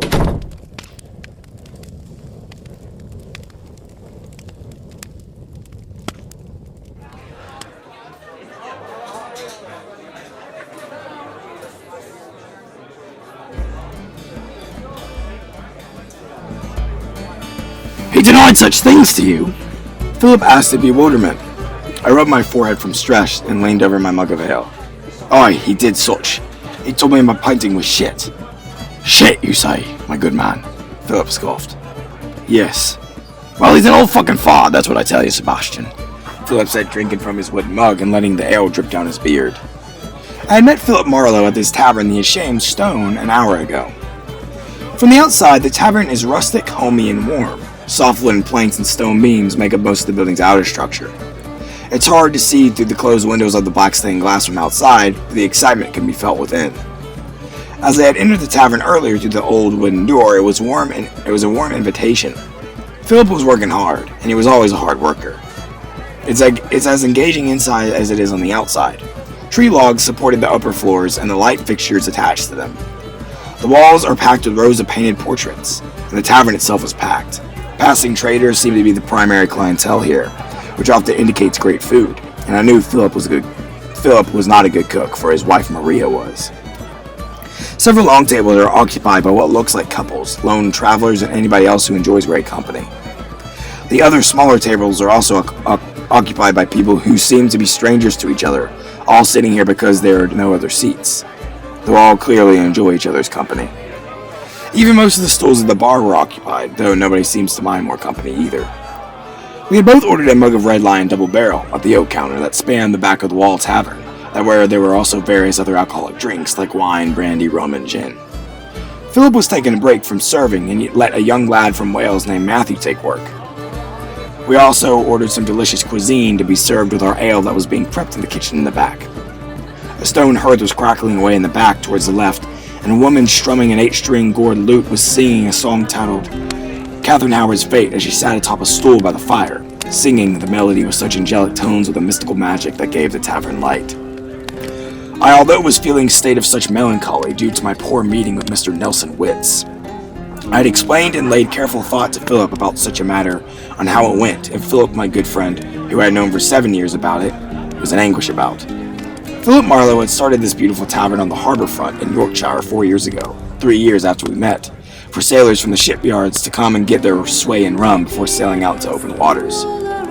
We sat at a round oak table next to a large glass-pane window that peered out into the street, while carriages bobbed on by and I could hear the hustle and bustle of the city outside. Philip wore a tavern-dwelling outfit, a general Yorkshirean style, a white cotton shirt that was long-sleeved with a brown button-up vest and a coat over it. He was a few years older than me. He had strong brown eyes, a big nose, and thick brown beard that was the same thickness as his long hair that fell to his chest. I always admired the man to some degree in standing. Tired of feeling such sadness at my jobless state, and I knew my wife would be disappointed in me, I decided to change the subject. How could I fail? I am a failure, I thought to myself. I changed the subject. How's the selling of ale coming along? Minty's ale doing swell? I asked Philip. He was sitting with his arms crossed with his mug in front of him. When he spoke, his voice was deep and gruff, most likely from all the rum he has consumed over the years and the smoking of shredded tobacco in his pipe, other than my voice, which is soft, smooth, and calm. Minty's ale, eh? All sold out, he muttered. My eyes were in shock. Sold out? Oi, some gobblers and tradesmen at around 10 this morrow came on floating in here, purchasing my fine beer upholstery items. Nearly had 20 kegs made and prepared for those landlubbers. They even took the brownies too. Why were they buying, Philip? I wondered. I'm not sure. Perhaps bringing it back to the boys in the shipping docks on those prize frigates. Crew's gotta eat and drink. What I am sure of, though, is that I've run dry on that ale. He said thoughtfully. How's the business going? I asked, sipping the ale, and it felt tangy and bitter. I always enjoyed a good English ale. Oh, the usual, this way and that. I get merchants, sailors, gobblers, blacksmiths, singers and dancers of all races. Some Norwegian or Belgian, or I take it young Sebastian, me being only 49, still prays to have the warmth of a dancer against me. They even come from the Abbey, to East End, to London and Southwark. From all over. Business is booming, my friend, I can tell you that much. Other than running out of ale, all the rest is still good. Philip grubbed and scratched his long beard. How's the others selling? I asked him. Well, that trinket you just bought, Red Lion, a hearty red lager that most people tend to buy, is doing fair. You like it? Aye, 'tis good. Real good, Philip. A nice red hearty blood cold finish with the extra foam on the top. It's great. And as I said that statement, I sipped the head of the beer, and it felt smooth like when you mix cream when you first make a coffee. It was delicious. Philip did always know how to make a really good beer. I'm glad you're taking a liking. Now the others such as Portsmouth or Runaway or Copperbelly, I ain't shooting the horn, but Only selling at 2p, and I ain't getting enough shiny pennies worth to fill my lug. Aye, well, Philip, that's business for you. It's up and down. Some days you make plenty of coin, while others you make only a few shillings. How's Maria? I've heard she's been sick for some time now. A bit, eh? Maria ain't feeling herself. Must be because she's been pregnant with a new baby girl. Got 4 months now. Oh, congratulations, Philip. I haven't really noticed. Ah, thank you, Sebastian. Well, she hasn't been able to help brew the ale for the wheat fields out near London and getting those barrels to the undercell, or getting them cool and damp, so I'm having Johnny cover her while she's getting over it. Hey, Johnny! He called. Johnny was polishing a glass cup behind the counter. What are you gawking at, you fucking lunatic? Stop polishing that there glass and get those barrels under the cellar, so stay cold and damp this instant. Why? You've been standing there for 20 fucking minutes polishing the same cup. I said do it, damn you, or I'll retract your pay. I'm having a meal with my good friend Sebastian here. Johnny, look at young Matthew, rocking his pay, swaying away. Do the same as that man. Young Johnny rolled his eyes. Fucking lad's a handful, he muttered. I'm sorry. I'm sorry to hear that, Philip. Looks like the lad is a little weak in the arms. Well, back to the subject of your wife. You think it could be the pox has gotten to her? The pox? Not nearly. He laughed slightly. You know fair and well back in 1666 after the Great Fire, that when the Black Death came swooping up around the West End, with those filth-encrusted rats, biting people and their guts spilling out, making the great cobbles run a bloody red crimson, with vomits and shit, and those boys had to wear those black cloaks and big masks, puffing the long stems of green poison and various jasmine potions into the air, that plagued and killed thousands, my good man. And we survived that. If this be a sign of the pox, Maria can fight it. I remember the stories from the Black Death. Dark times. I never want to relive it. Every man for themselves. Terrible. Has she been coughing? Feeling nauseous? No, just run the cold temperature at times. Hot or cold, it varies. Possibly a fever and her gums a little black, but that's from the tobacco. Perhaps the sizzling pork with starches or salted potatoes I cooked her last night. I burned it. Anyway, I have the town doctor check up on her every week. Well, hope she gets well. And you burned the food, sir? I asked, laughing. Aye, I was never a fine lad at cookery. She always took the bait, I dare say. He laughed, and hearing him laugh and us just shooting the horn cheered my spirits up and took the sadness away from what had happened earlier this day. Philip always knew when to cheer me up. Finally, one of the serving maids carrying a pitcher of red wine brought us 2 plates full of steaming hot food. Blue china plates were etched with mermaids on them, and the plate was dappled with a sizzling meat of rabbit sprinkled with lemon juice and peppercorns, salted greens, and roasted paprika potatoes. I smiled and stabbed my silver fork into the meat and cut it to the left, removing a piece of meat from the bone and eating it, but blowing on it for it was mighty hot, and then chewed it and tasted a sweet lemon and rosemary. I grabbed my mug and took a few swigs to wash it down, and we both began to eat. Enough about my old arse. What about you, Sebastian, eh? Philip asked, rummaging through the greens. What about me, what? You! How's the painting coming along? Oh, they're coming along, getting the artist block, so to speak. You stuck? Oh, I am. Other than the ship one that I just created. Before that, I didn't paint anything for a month. I haven't really been able to paint anything. But you're a crafting machine when it comes to acrylic and oil, sir. I am well aware for your bantering, old Philip, thank you, but as of late I cannot seem to sway it. What can't you sway? My blockage in my head. As of late, I can't seem to put the paint to the picture. Not to paint baby blue sky, or a field of pasture bright lime green with daisies and rugged mountains, or fairy deers in the forest, nor not even colourful bowls with red, gold, or purple corsets on women, or even the saints in the religious robes, or the baby angels from heaven with white wings in their spines and golden twinged harps. I'm utterly stuck, my friend. Well, what about the other cells? What about them? I love the one you did of the dog and the girl. What was that called? St. Mary and the Hound? Or the other one with the old man eating his son? Or perhaps, yes, the Idle Emerald Isles of Southern Ireland. With the, what was that? The name Emerald. They're perfect. I love your art. Can't understand why a talented man such as yourself would be stuck. How much pay did you acquire? Did the people of the royal house not fancy the paints?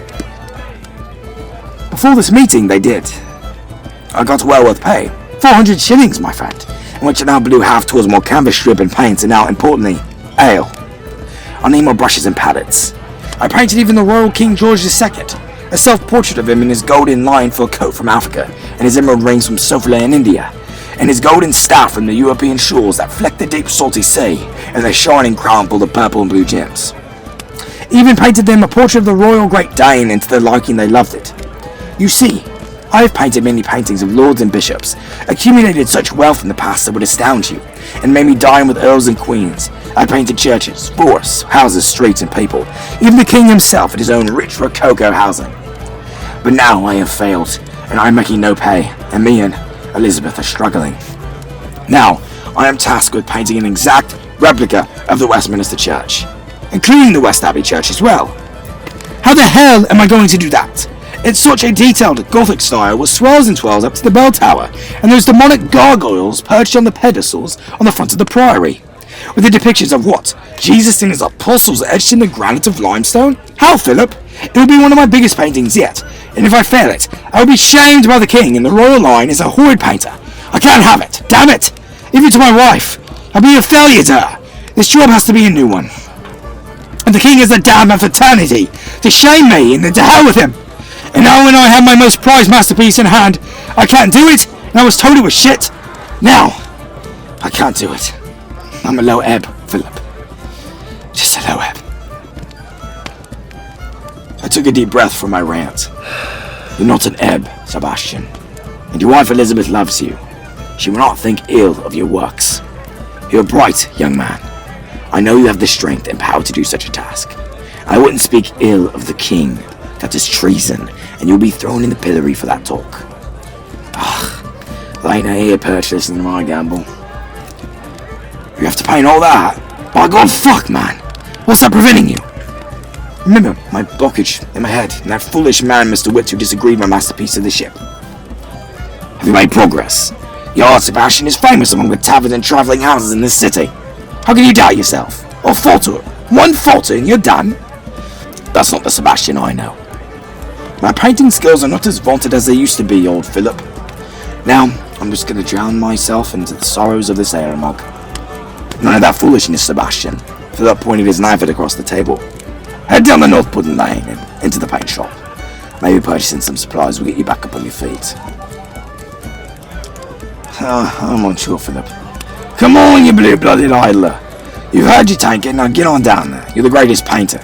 I know, almost as good as Leonardo da Vinci. I've been studying his methods, actually. Did you know that he took apart a human heart and a pig's brain? Used this to form the heads and skulls of people's portraits. Even conducted a flying machine from reciting the flapping of wings on birds. He's a brilliant man. There you go. Use him for inspiration, and head down to the shop and get some supplies for helping support. You can do this, young man. Just take your time. You've got a good eye. We finally finished our plates, and the serving maid collected our plates, and we received another mug of red lager. Philip sipped his ale and then leaned in over the table. You hear that man spouting about the devil walking in Yorkshire and such? Lunatic, I tell you. He laughed. I agree, I said. I then remembered the black goat I had been seeing. I sipped my ale and leaned on the table, planting both elbows at either side of the top. Philip, I have something to bestow upon you. All right, well, what is it? He asked. I looked around the tavern to make sure no one else was listening in, for telling this type of story might draw unwanted visitors, or mishaps think I am a mad witch. I spoke in a low voice. As of late, mostly this day, I have spotted a black goat with big horns. I am certain it is following me. Philip grinned slyly. Are you mad? You think a goat is following you? What kind of ailment is this? Witchery? Yes, look, Philip, I know how this sounds to you, but hear me out. I first saw the thing out of my farm, just standing there, staring at me in the field near the barn. I don't have any goats or anything of the ilk. I saw it again, same place, while riding on horse to town. I then saw it in the street outside of Mr. Witt's office as well, but no one seemed to acknowledge its presence like it didn't exist. And then, in the blink of an eye, it was gone, like a mist. I muttered. Philip scoffed. Let me be clear. You think a goat, one of the most dumbest creatures God has planted on this earth, is out to attack you? What ails you, Sebastian? Are you falling ill? No, I am not ill of state. I swear upon it with my life. I'm not crazy. I've seen it everywhere I go. There's something sinister about the creature. I am certain of it, I muttered. Philip took a breath and reached across the table and patted my left shoulder. Perhaps you are restless. Head home, go to your wife and get some sleep. I will see you on another day. Next week is a 27-piece Italian quartet by Giovanni Cotelli at the Opera House downtown. We mustn't miss such a thrilling piece, Philip muttered. Mishaps you are correct. Couldn't miss that. We did share a great lace for opera. Thank you for the ale, my friend, of the conversation. I smiled. Thank you, my friend. I'll be seeing you. And I stood up and he stood up and we shook hands across the table. See you on another day. Have a blessed day. Oh, I will. And tell Maria that I wish her the well-doings and better accompaniments of feeling pure. And put a stare on that ale. Shut your gawk, laddie! See you, old friend. I grinned and waved him goodbye as he went back to work.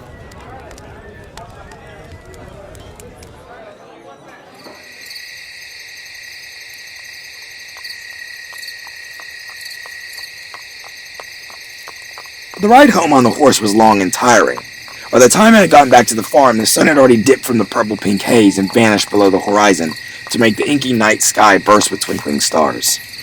I could hear the eerie howling of owls and the crickets chirruping in the night.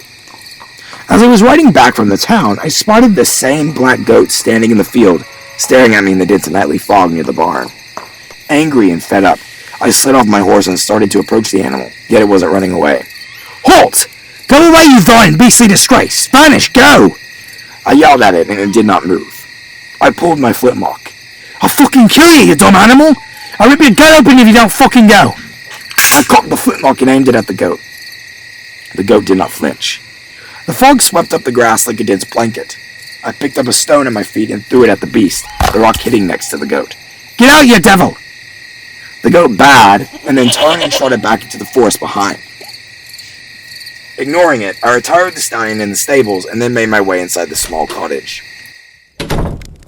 After closing the door, I saw my wife awaiting my arrival by a lit fire and a single candle ablaze on the table. She was reading a book. She peered up at me and smiled, closing the novel. My darling, you've returned. I have missed you so. I awaited you by candlelight. I have missed you as well, my love. I grinned and embraced her with a hug and kiss. Tell me, my husband, how did the meeting go with Mr. Witt? She asked me. My smile faded a little. He thought terribly of my artwork and said, it's, in his own words, it's shit. Elizabeth pouted and kissed my cheek. Well, he's a fucking old fart, then. I laughed. Yes, indeed 'tis. We have no pay, Elizabeth. I am sorry. I have failed you, my darling. I frowned. She rested her hand on my cheek. You have not done no such thing of the sort. You are my painter, my beautiful masterpiece. In my eyes, you are my hero. I kissed her hand. Thank you. We shall figure the pay part out later. Perhaps Philip might help. Yes, perhaps he shall. We met at the tavern earlier, and he knows the circumstances of our situation, so it might help us. I had a good conversation with him, and Maria seems to be doing well. He's a good friend, I said. Elizabeth took my leather bag and then opened it, removing the painting. She took a small iron nail and hammered the painting on the sailboat over the fireplace. The fire flickered orange light over the ship and the ocean, giving it a hellish look. Elizabeth wrapped her arms around me. There. How was that? That's perfect, I said. Now come, my love. We must retire to bed. We will wake early in the morn to feed the animals together and tend to the crops.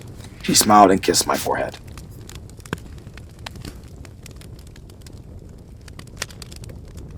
I was startled awake by a loud crash downstairs. My heart raced in my chest as I swore I heard a loud crash of chairs and plates below. It was dead quiet now, not a single sound except for the cold wind hitting against the window.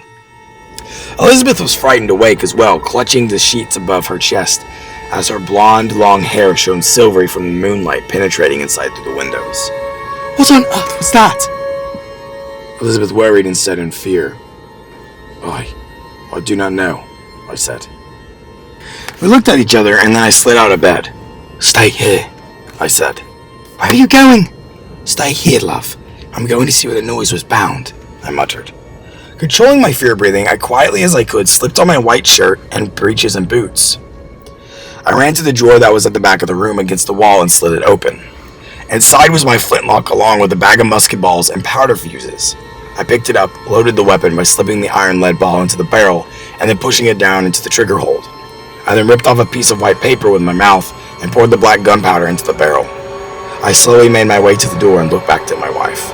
I made a hand gesture to stay put and slowly creaked open the door, aiming my pistol first. The door creaked open slowly and I stepped down the stairs.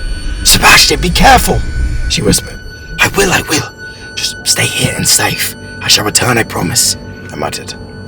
I slowly crept down the stairs until I came to a wood beam blocking my way into the kitchen. I put the flintlock up against my chest, barrel up to my face, and slowly cocked it, hearing it click. I counted in my mind. 1, 2, 3. I spun around the beam and swept my pistol around the kitchen and the living area. "Who goes there?" I shouted in fear. No one was present. The kitchen was wrecked with smashed chairs, plates, and bits of food everywhere. Even some of the windows were smashed open, except for one over by the water basin. I looked up at the front door and saw it wide open, revealing the dark cold outside. It's still slightly swinging as if someone had just entered. I got a chill down my spine and goose flesh, and I took a sigh of relief, seeing that no one was in the room. "Who is it down there?" Elizabeth called from above in fear. It's nothing, my love. Just the kitchen is ruined and decimated. Nothing of the sort. Probably just a wild animal. Let me sweep the scene and I will return in course," I yelled back at her. "Okay, love," she shouted. I checked the painting room and it was empty, still the same as I left it. My ceiling painting that was hung over the fireplace was the only thing unharmed and untouched, not a tear of the canvas. I then heard a loud shriek, like an animal was wounded from an oncoming attacker. I heard perhaps one of my sheep scream a bah, and then a loud growl of something I had heard never heard before, something low and grunting like a bear, but more shrill. My heartbeat pounded in my ears. I slowly pointed the flintlock pistol as I made my way to the open doorway. I laid my head outside and could not see anything but darkness, snow flurries raining down and frost on the grass blades. I took a deep breath. "Perhaps a predator has taken one of the livestock. Oh, I must go put it out of its misery," I said sadly. I turned and slipped the pistol into my belt and walked over and took the musket rifle that was above the fireplace. I leaned it against the wall and began stuffing a musket ball into the barrel down in with the ramrod. I then placed the rod under the barrel once more and dumped black gunpowder into the barrel. I lit a match on the rope fuse and then cocked the musket rifle ready. I then spun around and to see both Matsy and Jimmy, my two slaves, standing in the doorway, Matsy with a lantern glowing and Jimmy with a large knife. My heart skipped a beat. "Oh, my God! You two gave me such a start. What are you two doing here? Shouldn't you be in your quarters? Where are the others? The other slaves?" "We heard strange noise. An animal must be hurt. The others are sleeping. We came to see if you two were fine," Jimmy said. "Aye, we're fine," I said. "Come. Though I'm sure a farm animal is injured, we must see before it bleeds out." I held the musket in both my hands and we made our way into the cold night, and I could feel the cold air stab my skin with icy tendrils. I cocked the musket rifle while the two slaves walked in front of me, holding a lantern and knife for protection against any beast. The lantern being our only glowing light through the foggy, misty field. As I began to make my way through the grass, my long hair to my shoulders were swaying and my boots soaked in cold dew and mist. Philip came around the corner of the cottage. His beard was wet and he was wearing the same clothes he had on at the tavern earlier. He was carrying a bag of shillings, one in hand and a flintlock in the other. I lowered my rifle. "Philip, what are you doing at this hour? Are you mad?" "I took privy to the accusation that Mr. Ritz said to you and decided to aid you with coin for fair share, laddie. I came by horse and carriage just yonder distance. I also heard a wounded animal on the way up here and a loud shriek while on a horse. I will aid you, lad. That's what friends are for, right?" I grinned through the cold air and puffed the air out of my mouth. "Thank you, sir, for the pay and the aid." And Philip handed me the shillings and I stuffed them in my pocket. "Is the animal wounded?" "I am unsure. Come."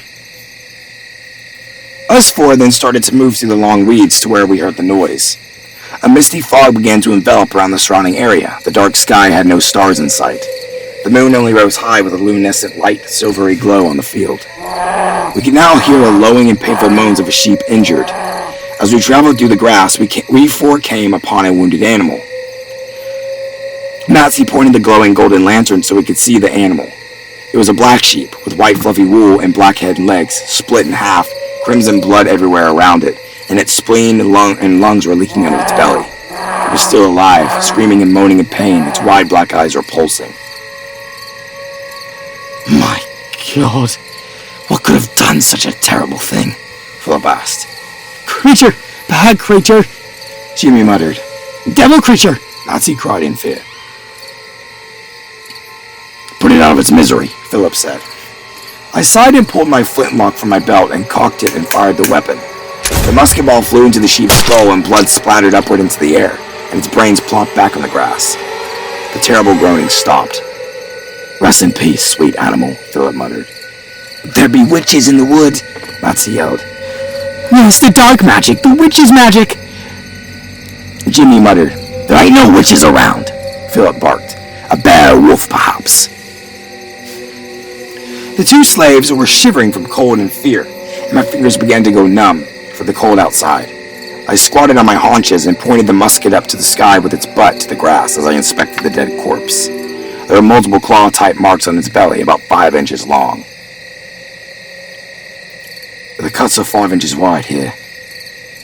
As I traced my hand across the belly, no bear creature could have done such a thing of this nature, I said. Well, what you think it might be? A supernatural creature, Philip joked. All of a sudden, the sheep started to moan quietly again. I shot up and backed up as we four stared at the sheep, beginning to moan in pain with the musket ball on its head. I blew its brains, lad! I yelled. The sheep then started to contort, and its legs jiggled back and forth like it was running in place. The sheep opened its gullet and screamed for all it's worth. Help me! Help me! Help me! Help me! What the hell is this witchery? I yelled. The sheep screamed like a human would and jiggled about like some type of person having some sort of fit. Its screams ringed in my ears like someone getting murdered over and over again. Stop this at once! I yelled in fear. Help me! He walks in the fire! He brings it! Black Note comes! He comes! He will feed your guts and drink your blood, you fucking son of a bitch! Enough! Philip yelled and fired his flintlock into the creature's face 2 times, and the sheep stopped right away. Blood spread out again. Philip and I looked at each other, breathing heavily. What is this madness? I shivered in the cold November winter air. Then Nazi pointed ahead. Master, look! I looked to where the slave aimed his black finger and saw the same goat I had seen many times today. Its curved horns stretched back like scimitars, and it bayed at us four. So I see! Told you, Philip! That is the goat is haunting me! I yelled. Philip laughed. You are mad, it's just a goat.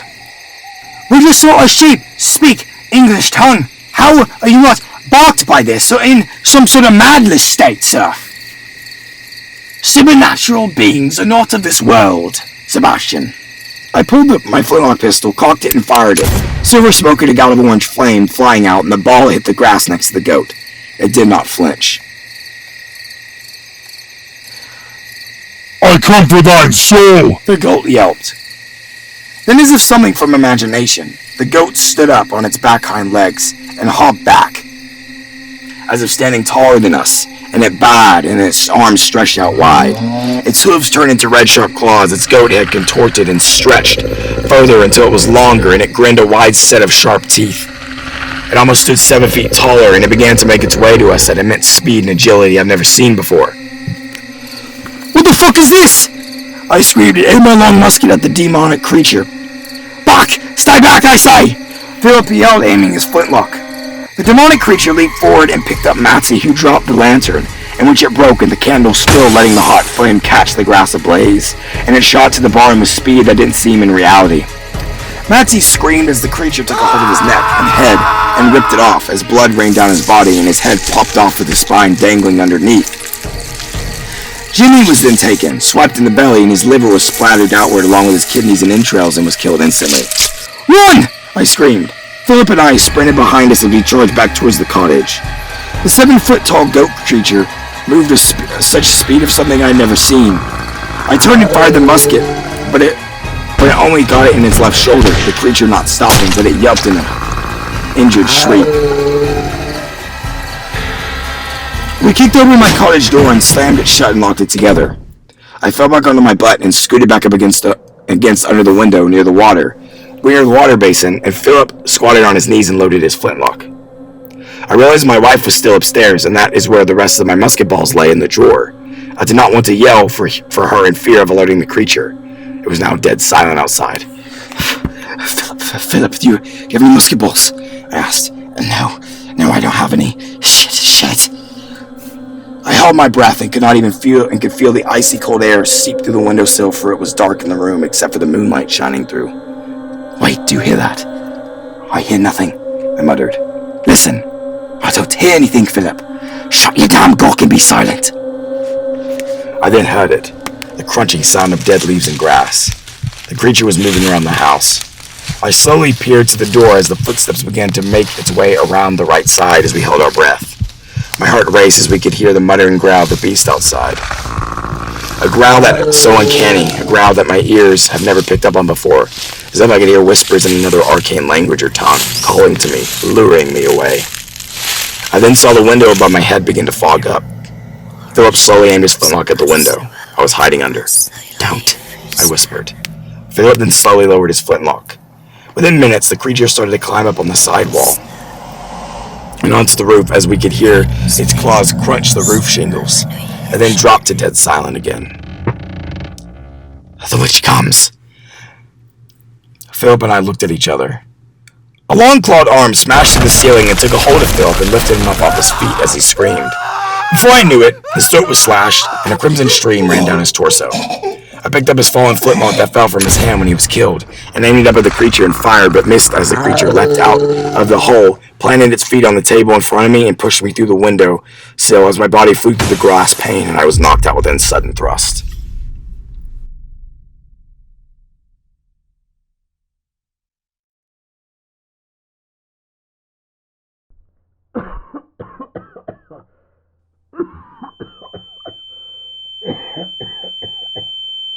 My eyes were blurred as I woke up to see a glowing line of fire in the distance with a murky black figure standing just a quarter mile away, making its way to me. As my vision cleared, I could see the barn was on fire. Multiple farm animals were lined in the field, slaughtered, and their guts spread about. All of the slaves were dead, their bodies lining the field, and the slave quarters were demolished. My cottage was ablaze and up in hot flames. My head throbbed in agony, and I noticed my leg had been broken. The bone was protruding from the shin, but I was in too much shock to feel the pain in the leg. Next to me was Elizabeth, my wife. Her body was ripped open completely, blood covering her face, with her eyes open and mouth dripping red blood. Elizabeth, I croaked. I looked to the line of fire and smoke rising in the night and saw the figure more clearly. He was dressed in a long black cloak, wearing a purple cavalier plume feathered hat and black thigh-high leather boots that clinked when he walked. I could see a flintlock a few feet away from me in the bloodied grass. I slowly tried to crawl to it, and eventually was able to grip the handle. I cocked it and aimed it at the man, who was now just a few feet away from me in a matter of seconds, how was that possible? He squatted down to my level as I laid on my side. He was white, with a large Van Dyke mustache that curled at the ends, but nothing else, and red, blazing eyes that seemed to hurt and burn my heart when I looked into them. He grinned a row of sharp teeth. He dropped a gilded golden book written in black ink, and the words inscribed were Latin. A black parroted quill with a silver pinpoint rolled across the page, and the tip of the quill was dipped in black ink. "Who are you?" I cried. He said nothing at first, but then I heard a hiss like a snake. What dost thou want? Dost thou to live deliciously? I demand to know the meaning of this. Why is this happening? Who the hell are you, sir? A being. Darkness, fire. You can never comprehend. You are a frail pupil. I am the man. The goats with the crooked head and sharp horns. The wide-mouthed eater of souls that lurks in the shadows to take you away to the pits of a fiery hell. Now move thy shift. I shall die, and I shall make such devious deal. What dost thou want? Sign the book. Do we have a deal? What is the deal? Thou will live for 20 years, murdering innocent children. After the task is lifted, you will have extended life for 200 years. Dost thou desire the path to see? I don't make deals with the devil. He laughed and grinned.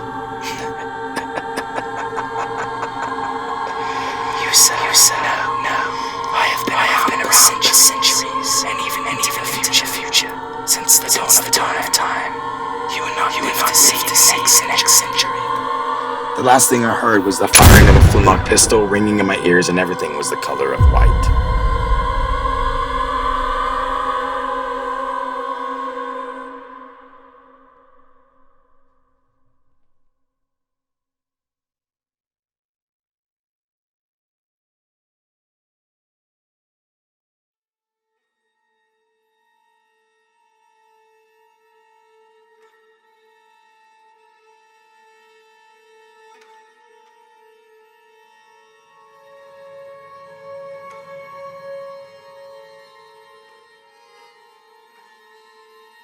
The devil blew the smoke from the barrel of a flintlock. He then looked to the reader who was reading the story. I know. I was reading such a dark tale. You should not be reading such a vessel. But know this. I know who you are. Reading this particular page of the book, feeling confused, scared, and alone. I am watching you. I will always be watching you to the end of time. To the day of your death is swift, forgiving, to your last breath, in the shadows, in the dark, in the hell you create yourself. I will guide you to eternity. Even if it means you will see me dreams thou pilgrim.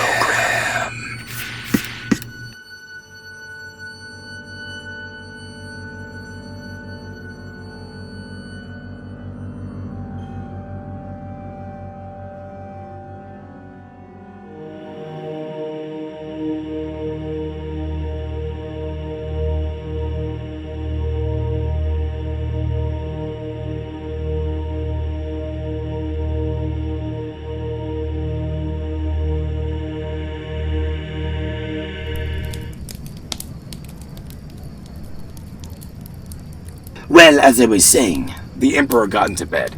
"Chevalier," says he to his valet, "let down those window curtains and shut the casement before you leave the room." Chevalier did as he was told, and then taking up his candlestick, departed. In a few minutes, the Emperor felt his pillow becoming rather hard, and he got up to shake it. As he did so, a slight rustling noise was heard near the bedhead. His Majesty listened, but all was silent as he laid down again. Scarcely he had settled into a peaceful attitude of repose when he was disturbed by a sensation of thirst. Lifting himself on his elbow, he took a glass of lemonade from the small stand which was placed beside him. He refreshed himself by a deep draught. As he returned the goblet to its station, a deep groan burst from the kind of closet in one corner of the apartment. "Who's there?" cried the Emperor, seizing his pistols. He cocked them. "Speak or I'll blow your brains out!" This threat produced no other effect than a short, sharp laugh, and a dead silence followed. The Emperor started from his couch, and hastily throwing on a robe de chambre, which hung over the back of a chair, stepped courageously to the haunted closet. As he opened the door, something rustled. He sprang forward, sword in hand. No soul or even substance appeared, and the rustling, it was evident, proceeded from the falling of a cloak, which had been suspended by a peg from the door. Half ashamed of himself, he returned to bed, knowing he had fooled himself by just a mere coat in the closet. Just as he was about once more to close his eyes, the light of the 3 wax tapers, which burned in a silver branch over the mantelpiece, was suddenly darkened. He looked up. A black, opaque shadow obscured it. Sweating with terror, the Emperor put out his hand to seize the bell rope, but some invisible being snatched it rudely from his grasp, and at the same instant the ominous shade vanished. "Pah!" exclaimed Napoleon. "It was but an ocular delusion." "What is it?" whispered a hollow voice in a deep, mysterious tones close to his ear. "Was it a delusion, Emperor for France? No, all thou hast heard and seen is sad, forewarning reality. Rise, lifter of the eagle standard. Awake, swearer of the lily spectra. Follow me, Napoleon, and thou shalt see more." As the voice ceased, a form dawned on his astonished sight. It was that of a tall, thin man, dressed in a blue surtout edged with gold lace. It wore a black cravat, very tightly round its neck, and confined by two little sticks placed behind each ear. The countenance was livid, the tongue protruded from between the teeth, and the eyes all glazed and bloodshot started with frightful prominence from their sockets. "Mon Dieu!" exclaimed the Emperor. "What do I see? Spectre, whence cometh thou?" The apparition spoke not, but gliding forward beckoned Napoleon with uplifted finger to follow. Controlled by a mysterious influence which deprived him of the capability of either thinking or acting for himself, he obeyed in silence. The solid wall of the apartment fell open as they approached, and when both had passed through, it closed behind them with a noise like thunder. They would now have been in a total darkness, had it not been for a dim light which shone round the ghost and revealed the damp walls of a long vaulted passage. Down this they proceeded with mute rapidity. A long, cool, refreshing breeze, which rushed wailing up the vault and caused the Emperor to wrap his loose nightdress closer around, announced their approach to the open air. This they soon reached, and Nap found himself in one of the principal streets of Paris.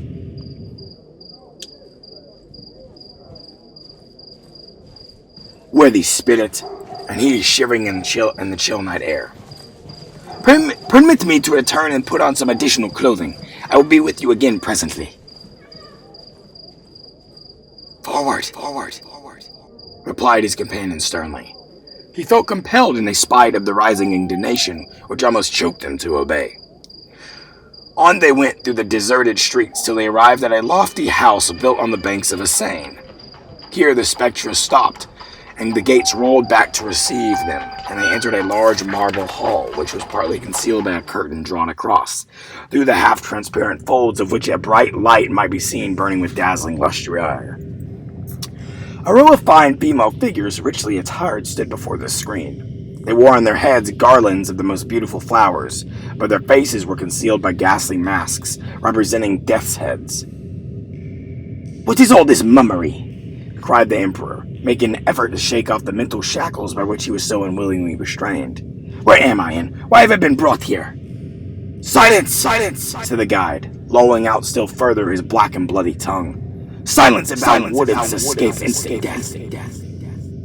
The Emperor would have replied, his natural courage overcoming the temporary awe to which he had at first been subjected, but just then a strain of wild supernatural music swelled behind the huge curtain, which waved to and fro and bellied slowly out as if agitated by some infernal commotion or battle of waving winds.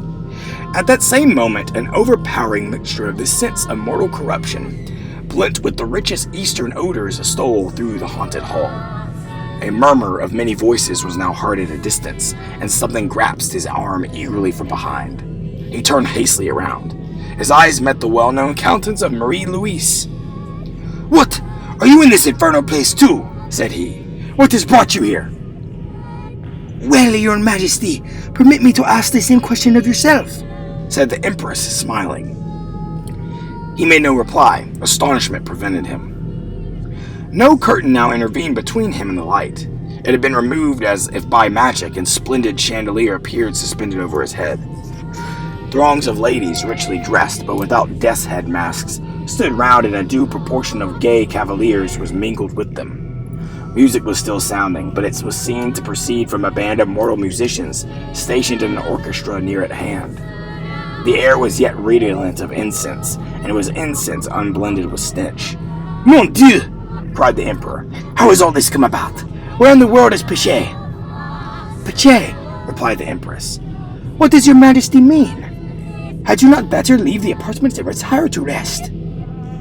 Leave the apartment? Why, where am I? In my private drawing room, surrounded by a few particular persons of the court whom I had invited this evening to a ball. You entered a few minutes since in your nightdress with your eyes fixed and wide open. I suppose from the astonishment you now testify that you were walking in your sleep. The Emperor immediately fell into a fit of collapsy, in which he continued during the whole of the night and the greater part of the next day.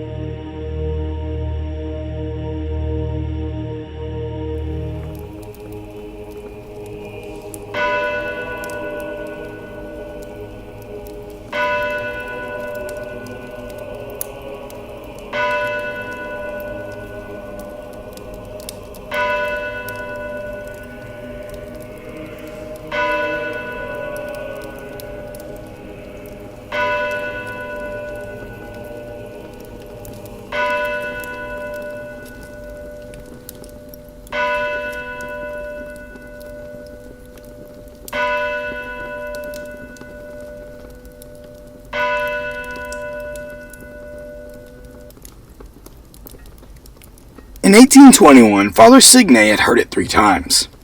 Not from the men, of course, boastful as crickets on the street. They became clams in the confessional.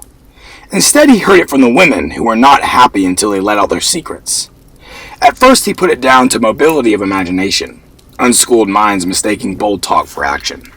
But now he heard it from Verduqua la Petulante, who claimed to have seen the document firsthand when her father put his name to it. "He is old," she pleaded. "He knows not what he does. It is a sin to go against the king." Father Signe wrapped himself in a buffalo robe and drove his horse in Carolel down the frozen St. Lawrence River to Lowengual. "What should I do?" he asked Bishop Dunot as he rubbed his icy fingers over the fire.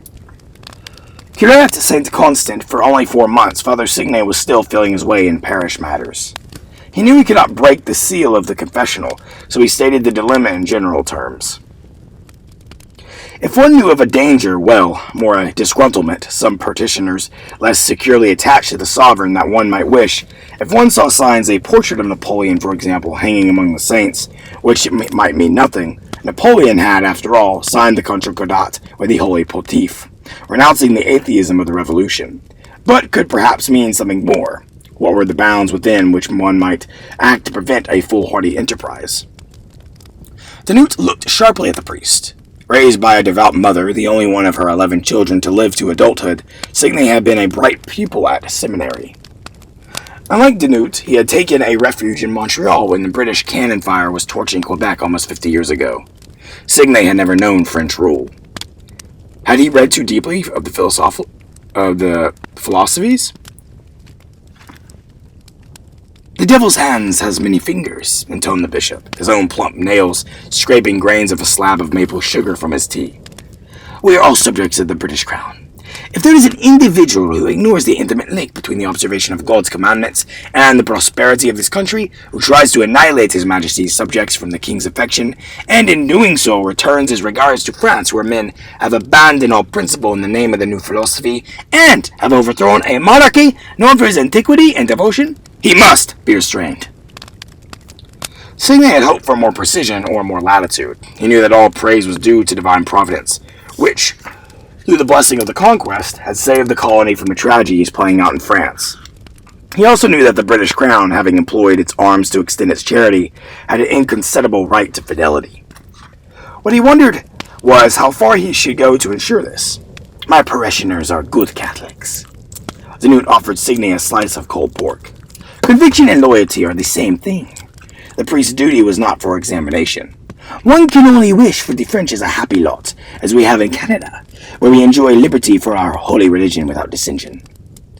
Back in the smarting air, Signe had to jump into a snowbank to avoid being hit by a jingling sleigh. As he brushed himself off, Signe wondered what Jean-Baptiste Noir, the cooper from St. Constant, was doing in Longueuil. It was a distance to come, and well after market hours. When the beneficence of a man of God, he fancied that Noir had come to see the bishop. He cheered at the thought of a divine intervention. It was in the cooper's house that he had seen Napoleon's face.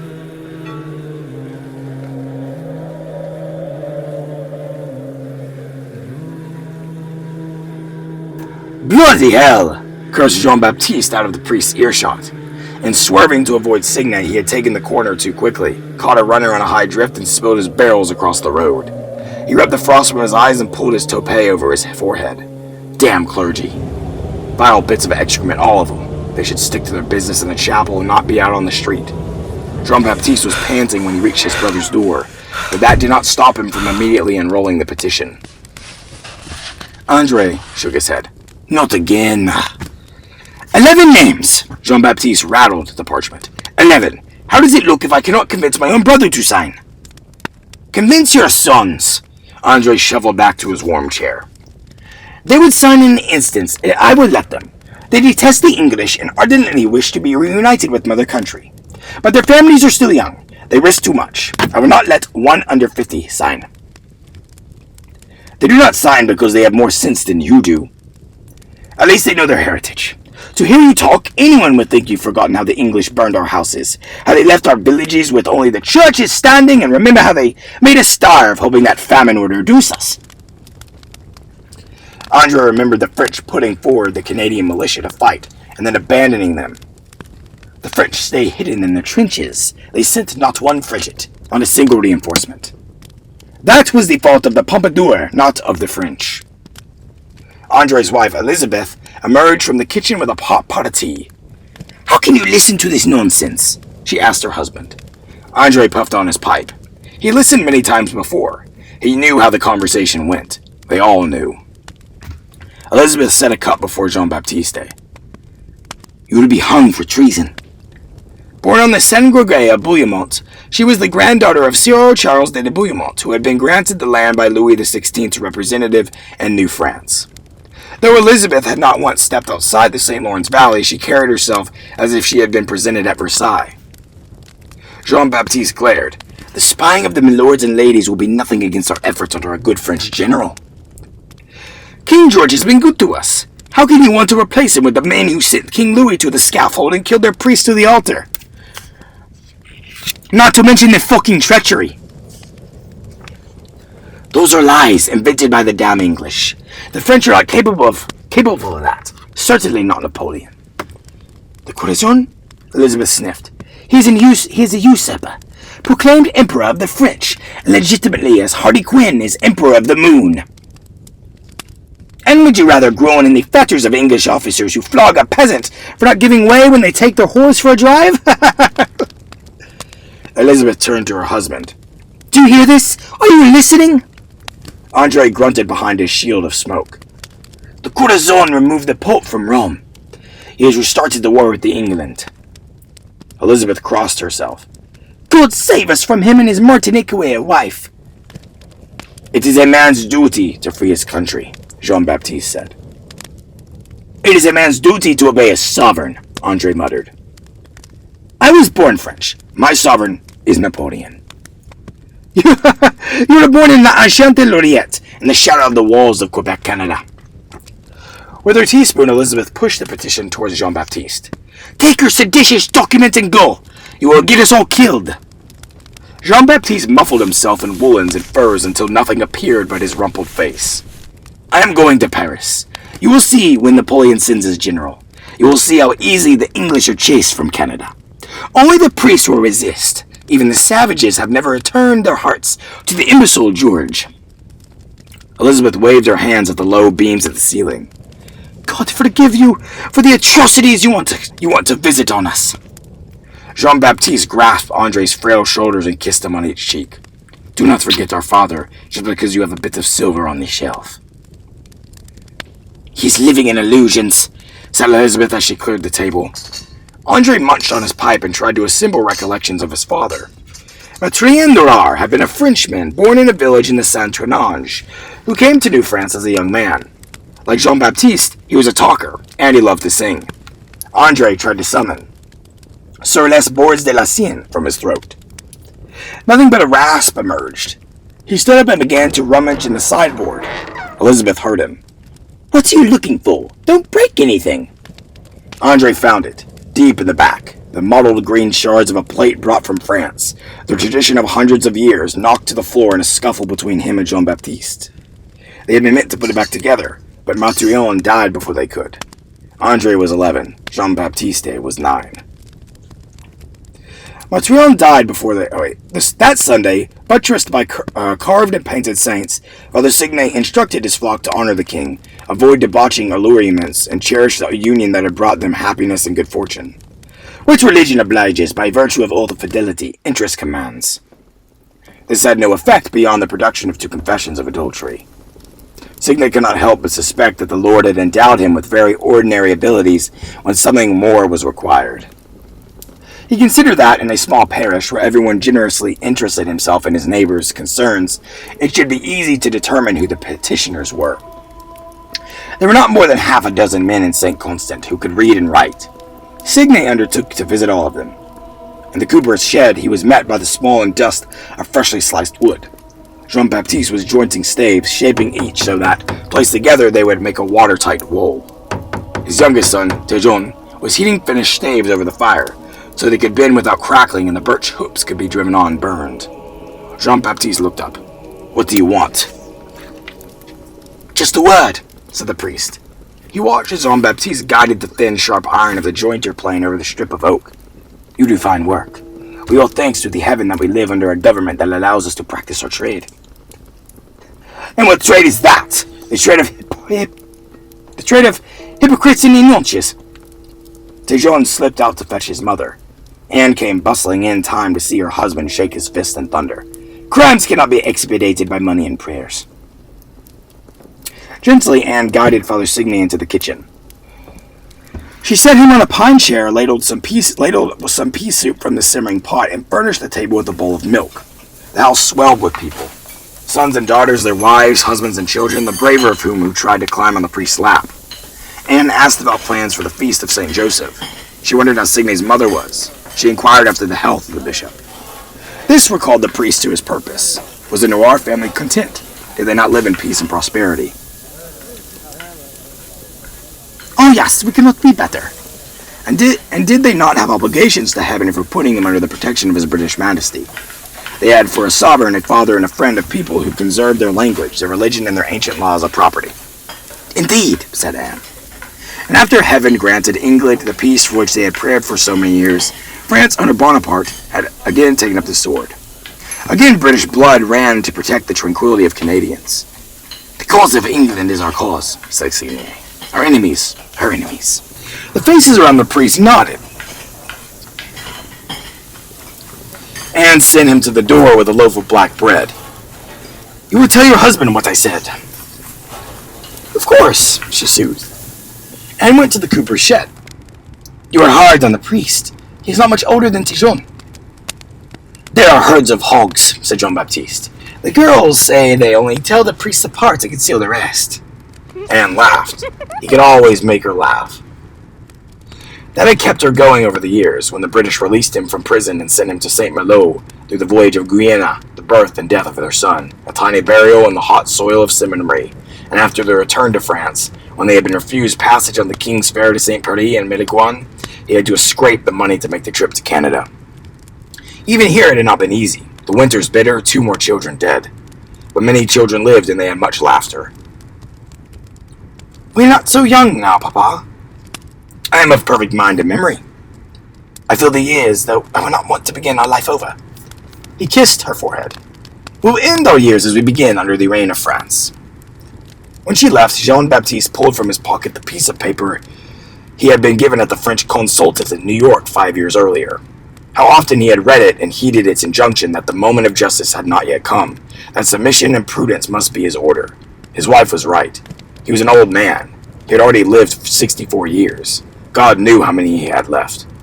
There were those who accused him of not making the case strongly enough in New York. Others said it was Napoleon's fault. He was too busy. He would not care. "He only needs to hear of our plight," said Jean-Baptiste. Tejon recognized the fraying document. "Napoleon will not let us down." The day before the departure, the Noir home filled with family and friends. Anne thawed 4 turkeys, and her daughters baked enormous pies. Andre arrived from Nolinguel. "Did you doubt it?" Jean-Baptiste held out the petition. Andre took up the quill. In the morning, Jean-Baptiste wrapped his flowing piece for the journey. Anne put her eyes on him as if she were seeing him for the first time. She ran her fingers along the bones of his hands. She rubbed her nose against his neck and breathed deeply, capturing the smell. She hugged him and Tejon together. "I shall ask God to keep you safe." "Do not worry," said Jean-Baptiste. "The next time you see us, we will be on the St. Lawrence in the Emperor's ship with a French general by our side."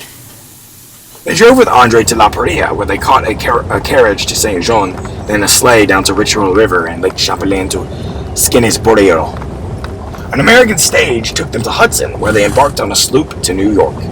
The ride was jolting, the wind biting, and Tejon began to sniffle. "I will be fine," he said. But when the day came to sail, he was too weak to stand. "We will take another boat," said Jean-Baptiste. "It will be too late. You must go now to be back before the river freezes." "I cannot leave. Your mother would never forgive me." "I will not forgive you if you leave our country in chains." And so Jean-Baptiste left Tejon shivering in blankets by the fire. The crossing was not kind to an old man.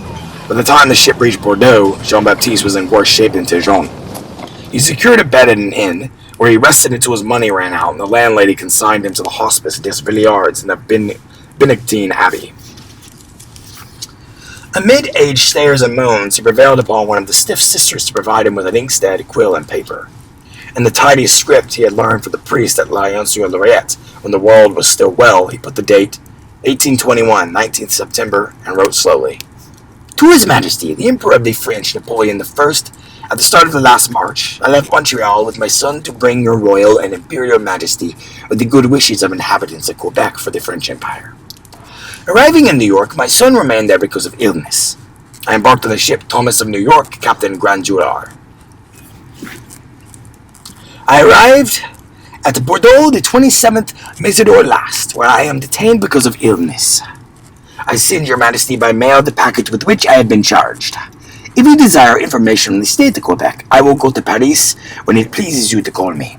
I am, your majesty's sire, the very humble, very obedient, and submissive servant, Jean-Baptiste Nollard." Wrapping the letter with the petition and the frayed note from the French consultant, he pressed the package to his lips, then held it out, waving from his bed until he caught the sister's attention. "It is for the Emperor." She was unimpressed, but gave it to a boy to take to the post-house. Jean-Baptiste fancied he could hear the flapping pigeons and rattling wheels as the mail coach drove by. He fell back on his pillow, satisfied. In Paris, the package joined a basket of hundreds. After passing through secretaries' hands, it was stuck in a sack and given to Talleyrand Grand Chevalier of the Empire, who had been summoned to join Napoleon in a midnight ride to Strasbourg. The Emperor, abandoning his plans to invade England, was off to lead the Grand Armée against the Austrians. Talleyrand skimmed the documents. "Some Canadians want your majesty's help in returning Quebec to the French Empire." Napoleon took the petition without reading it. "I have sold Louisiana. What will I do with Quebec? I cannot amuse myself with casualties." He tossed it to the carriage floor and moved on to the next one.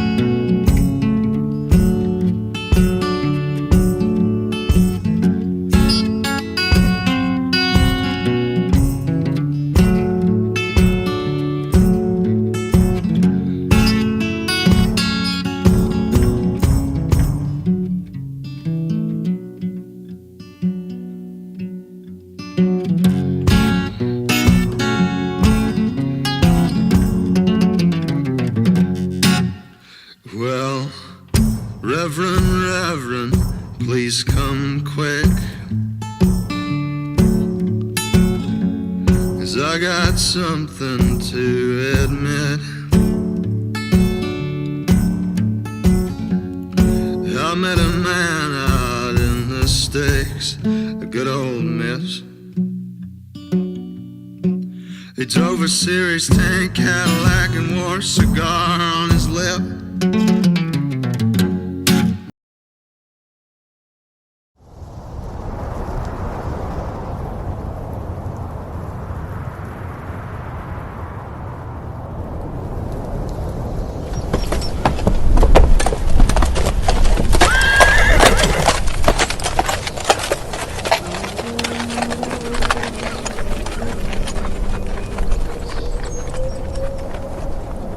The white man on a roan horse did not, in his dusty appearance, differ from many who straggled into Nacogdoches on the trail from San Antonio to Bexar to Louisiana.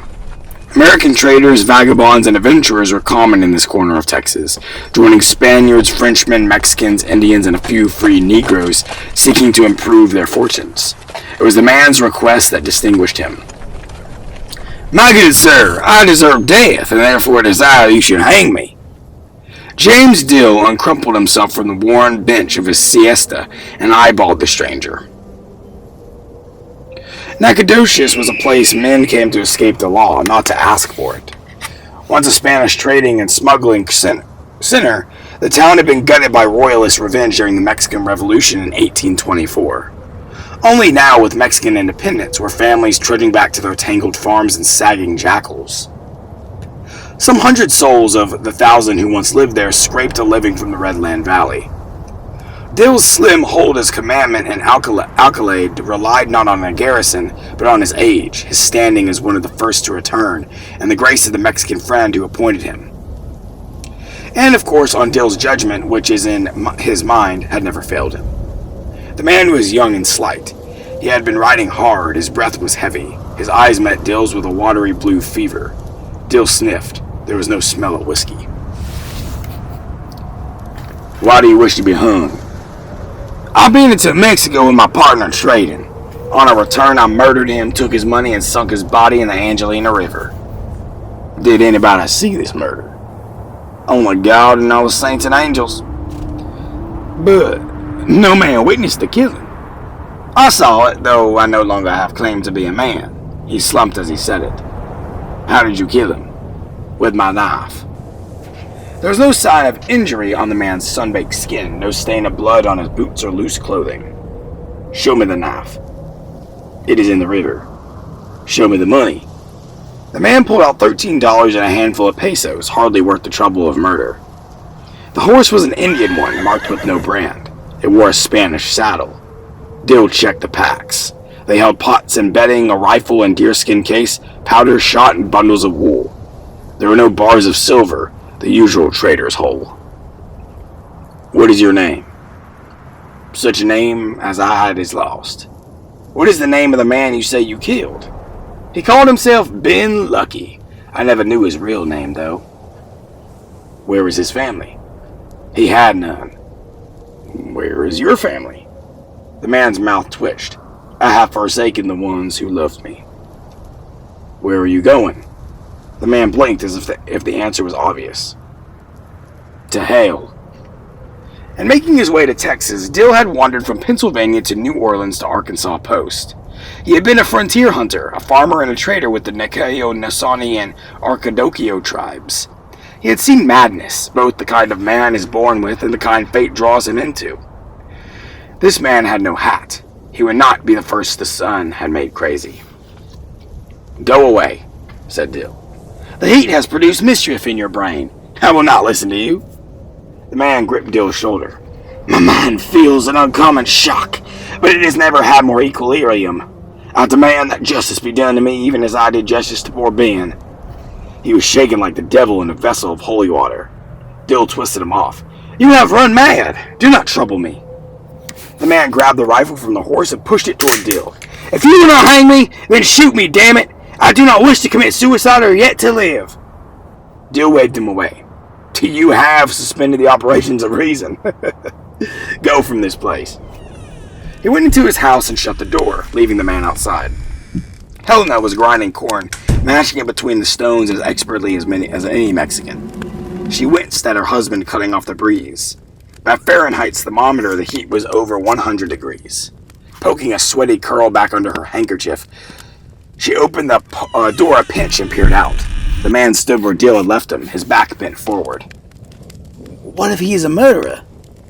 And death comes soon enough. What sane man would hasten it? Providence has taken away his reason. He may recover it, or he may not. I could not take the life of one who has confessed a crime of which there is no proof. Well, if he did kill someone, Providence has given the most clear reason, showing him what needs to be done. Helena did not go to the creek for water until the man had left their door, and she kept her grandson James close by instead of letting him run with the other children in the pines. The man plucked himself down in the town square where he repeated his story to anyone who would listen. Juan Segan heard the tale. He complained to Jose Mariano Sanchez. I am very much afraid that this gentleman has murdered his companion. I do not believe it is just for him to evade the law. Indeed. The culprit has made a confession and wishes to suffer for the breach. There should be no escape. If he has committed a murder, what picture is this for our acolyte who screens him from the gallows, lets him loose to prey upon his fellow men? It is not the law that murder should be punished by death. Sanchez quoted the words he had heard from a long ago priest. Who this saddeth man's blood, by a man shall his blood be shed. He waves his rifle like a madman and asks men to shoot him. How is this safe for our families? Madman or murderer, he is a danger to us all. If I were an acolyte and a man claiming to have killed someone came within my reach, I would apprehend the villain and lodge him in jail. The laws of our country would determine whether he's justified or not. If not, he will receive the punishment he merits. That is what every man of honor ought to do. But how can we expect justice to be done by a man who slipped into an office which by ignorance and lack of learning is unable to fill? Segun had only 2 horses and a house half the size of Dill's, but he was proud of the education he had received in Bexar. Sanchez was a farmer from Laredo who, like Dill, did not know how to read or write. It is a character he lacks, amigo. He has the conceit of an Anglo-American. I remember how he lied about being a Catholic, so the vicary would let him stay. I was here in the spring of 1799, well before Dill came on town. 6 months before, said Sanchez, and I was here 7 years before either of you. Joseph Durst, Dill's son-in-law, was at the trading post buying sugar and flour. When he collected James for the ride back to the farm, he said, "The townspeople do not feel safe with a murderer in the square." "A madman," said Dill. "Who says that?" "Well, Segan." "Segan is a jealous old fool. He will do all the injury he can. I will not confine a man for being mad. Only if he wishes not to comply with the rules of government can I exempt him from the town." "They think he has killed a man." "He's a lunatic." "If he did what he says, he did. With no one as witnesses, he could have gotten clear away to Nacogdoches." "So you think he is guilty?" said Helena. I said no such thing. 2 other Americans were fresh in town. William Deweese and Nicholas Dillard had got word that Moses Austin had received permission from the Mexican government to start a colony in Texas. They were heading back to Arkansas to make preparations to join him. Dill asked if they knew of a trader called Ben Lucky or if they had heard of a murderer on the Camino Real. "Yes," said Dews. "We did hear of such a thing." "Where?" asked Dill, his excitement rising. "From a man in the square." Dill went to the square as the sun's orange tail swept the horizon. Indians packed up their hides and beans, a Spaniard tinkled his guitar, and some Mexicans played Moliere. The man was laid out on the stoop of the church, long abandoned by priests, with a cardo who liked to drink prodigious quantities of whiskey. The man looked up at Hope. "Sir, have you come to hang me?" "I have not. You have caused a great deal of cavilling and worry in this town, and I want you to leave." The man struggled up. He could scarcely keep on his legs. "I will leave, but one condition." "Yes?" "If you still disbelieve me, send some men with me. I will show them where I sunk my comrade." The man wet the ground through his trousers. The drunkard. "You are mad, and now you are drunk besides." As Dill turned to walk away, the man started hollering out his wish for execution. Women peeked out their doors and men appeared on the verandas of the Yarbarbo's old stone house. Dill took the man by the arm and led him stumbling out of the square. In the morning, if you have not returned to reason, I will grant your condition. Then if you are telling the truth, you can get the justice you desire. Helena gasped to see the man again on her porch. You were the one who was crazy, she said to her husband. Why not put him in jail? Why not bring him here to rob and murder us? If I locked the man up for drunkenness, the better part of the population would be confined. Dill patted her broad hip. He will not harm us. Now I've taken his rifle, and he will be gone as soon as the sun is up. Helena offered the man of coffee and tortillas. He would only take water. I am burned with regret. I long for death, as life is the only obstacle separating me from my just fate. But I am a coward. I cannot do it myself. He reached for her hand. Please, will you help me? Helena pulled away. Dill gave the man clean trousers and set a moss-filled mattress under the long eaves of the house. The man refused to lie down. I dare not sleep for fear of my dreams. I will keep awake as long as I can hold my eyes open. Dill had barely put out the candle when the man began to howl. Helena's blood froze. Dill went out and asked the cause of the clamor. The man apologized. Frightful afflictions pursue me. I thought I saw Ben Lucky walking down the road and beckoning to me. The Dills had just settled in their bed when they were once more startled by the man's cry. Again the man apologized. I thought blood was falling on my head. He began to roam about the porch, muttering. Helena did not sleep. By morning she agreed with her husband that the man was crazy. The man was at least sober. Sir, I will leave now, and if you will hold up your end of the bargain. Dill rounded up 5 strong men to accompany his charge. They followed the Camino Real about 20 miles northwest to where the trail met the Angelina River. The man then led them south across the dry river and creek bottom land to point through a thick walnut trees and poplars. It is here that I sunk Ben Lucky. Are you sure? How could I forget? The river, which had been an overflowing torrent in the spring, had shrunk to a lazy brown stream. 2 of the men took off their clothes and entered the water. They found the swollen body within the hour caught on a log. They slung it over a mule and returned to Nacogdoches. Dill fixed a rope under a tree behind the old stone house and drew up a bench underneath. He called a few persons together to witness the scene. More came without being invited. Some gave the condemned man commissions for the other world. As the man beheld the noose, he smiled. God guard you many years, he said to Dill. He mounted the bench and put his neck through the loop. Dill kicked the bench. As they walked back to the house, Helena said, I must say that I've never seen a man so happy to be hung. It goes to show that even in the most unusual of circumstances, the old proverb is right. Murder will out. Dill said, It goes to show that I was right. Even as a murderer, the man was mad.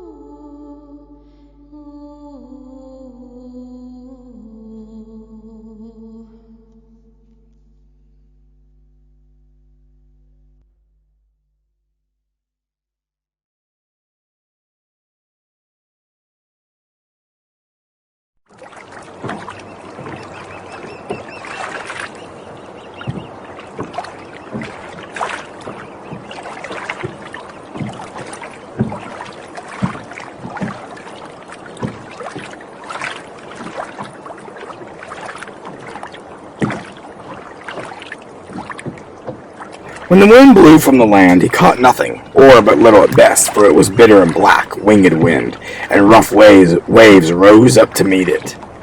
But when the wind blew to the shore, the fish came in from the deep and swam into the meshes of his nets, and he took them to the marketplace and sold them. This was a rough year indeed, for it was 1600, and such things being caught like fish would be of little essence. Every evening he went out upon the sea, and one evening the net was so heavy that hardly he could draw it into the boat.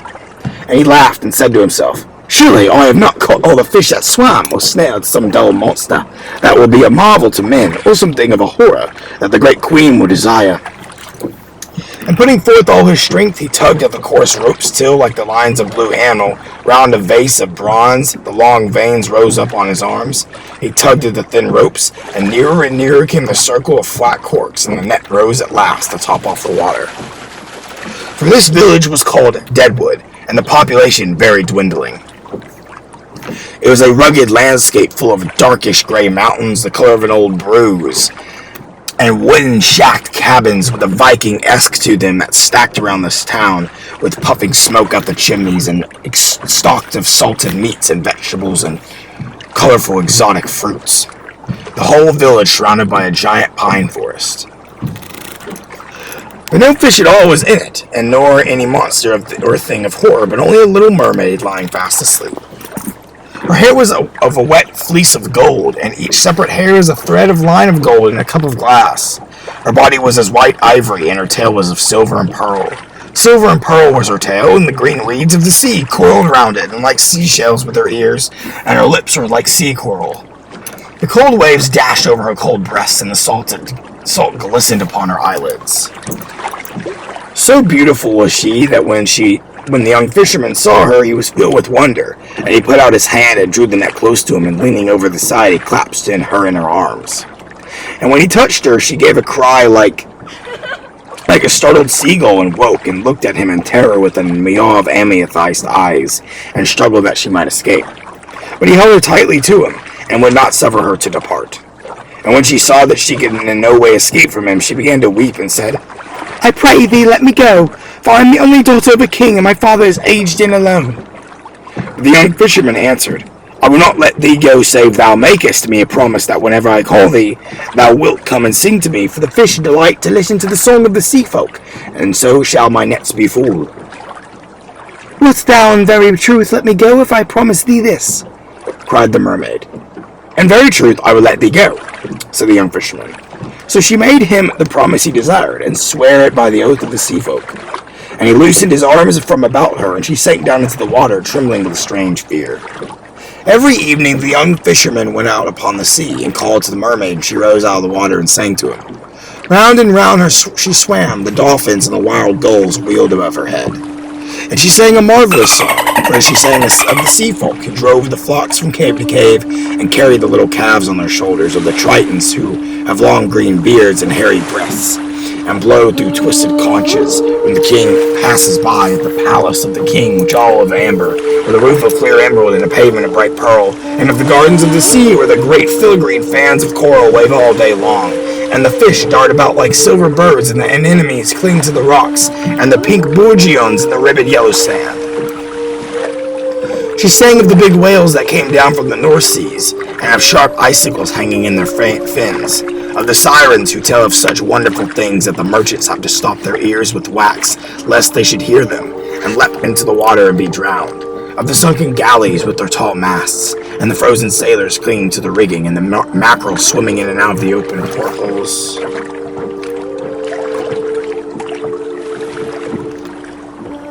Of the little barnacles who are great travelers and cling to the keels of the ships, and go round and round the world, and of the cuttlefish who live in the sides of the cliffs and stretch out their long, long black arms and can make night come when they will it. She sang of the nautilus who has a boat of her own that is carved out of an opal and steered with a silken sail, of the happy mermen who play upon harps and can charm the great kraken to sleep, of the little children who catch hold of the slippery porpoises and ride laughing upon their backs, of the mermaids who lie in the white foam and hold up their arms to mariners, and of the sea lions with their curved tusks and the sea horses with their floating manes.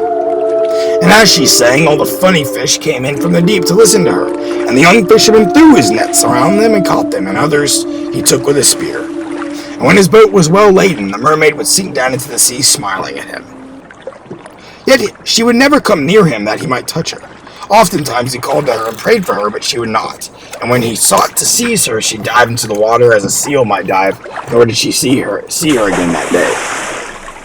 And each day the sound of her voice became sweeter to his ears. So sweet was her voice that he forgot his nets and his cunning, and had no care of his craft. Vermilly and finned, and with eyes of bossy gold, the tunnies went in by shoals, but he heeded them not.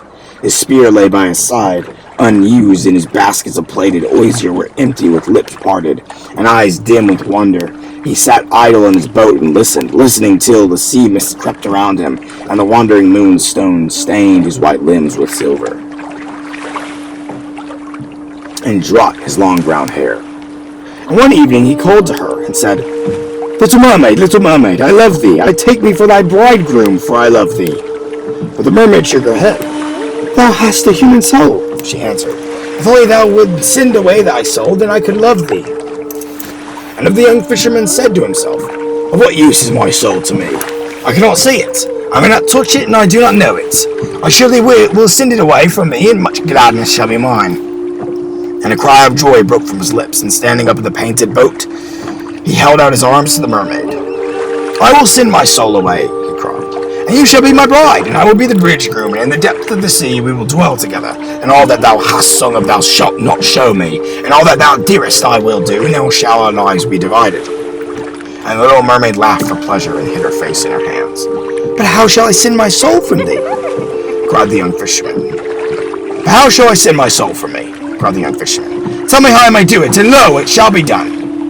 Alas, I know not, said the little mermaid. The sea folk have no souls. And she sank down into the deep, looking wistfully at him.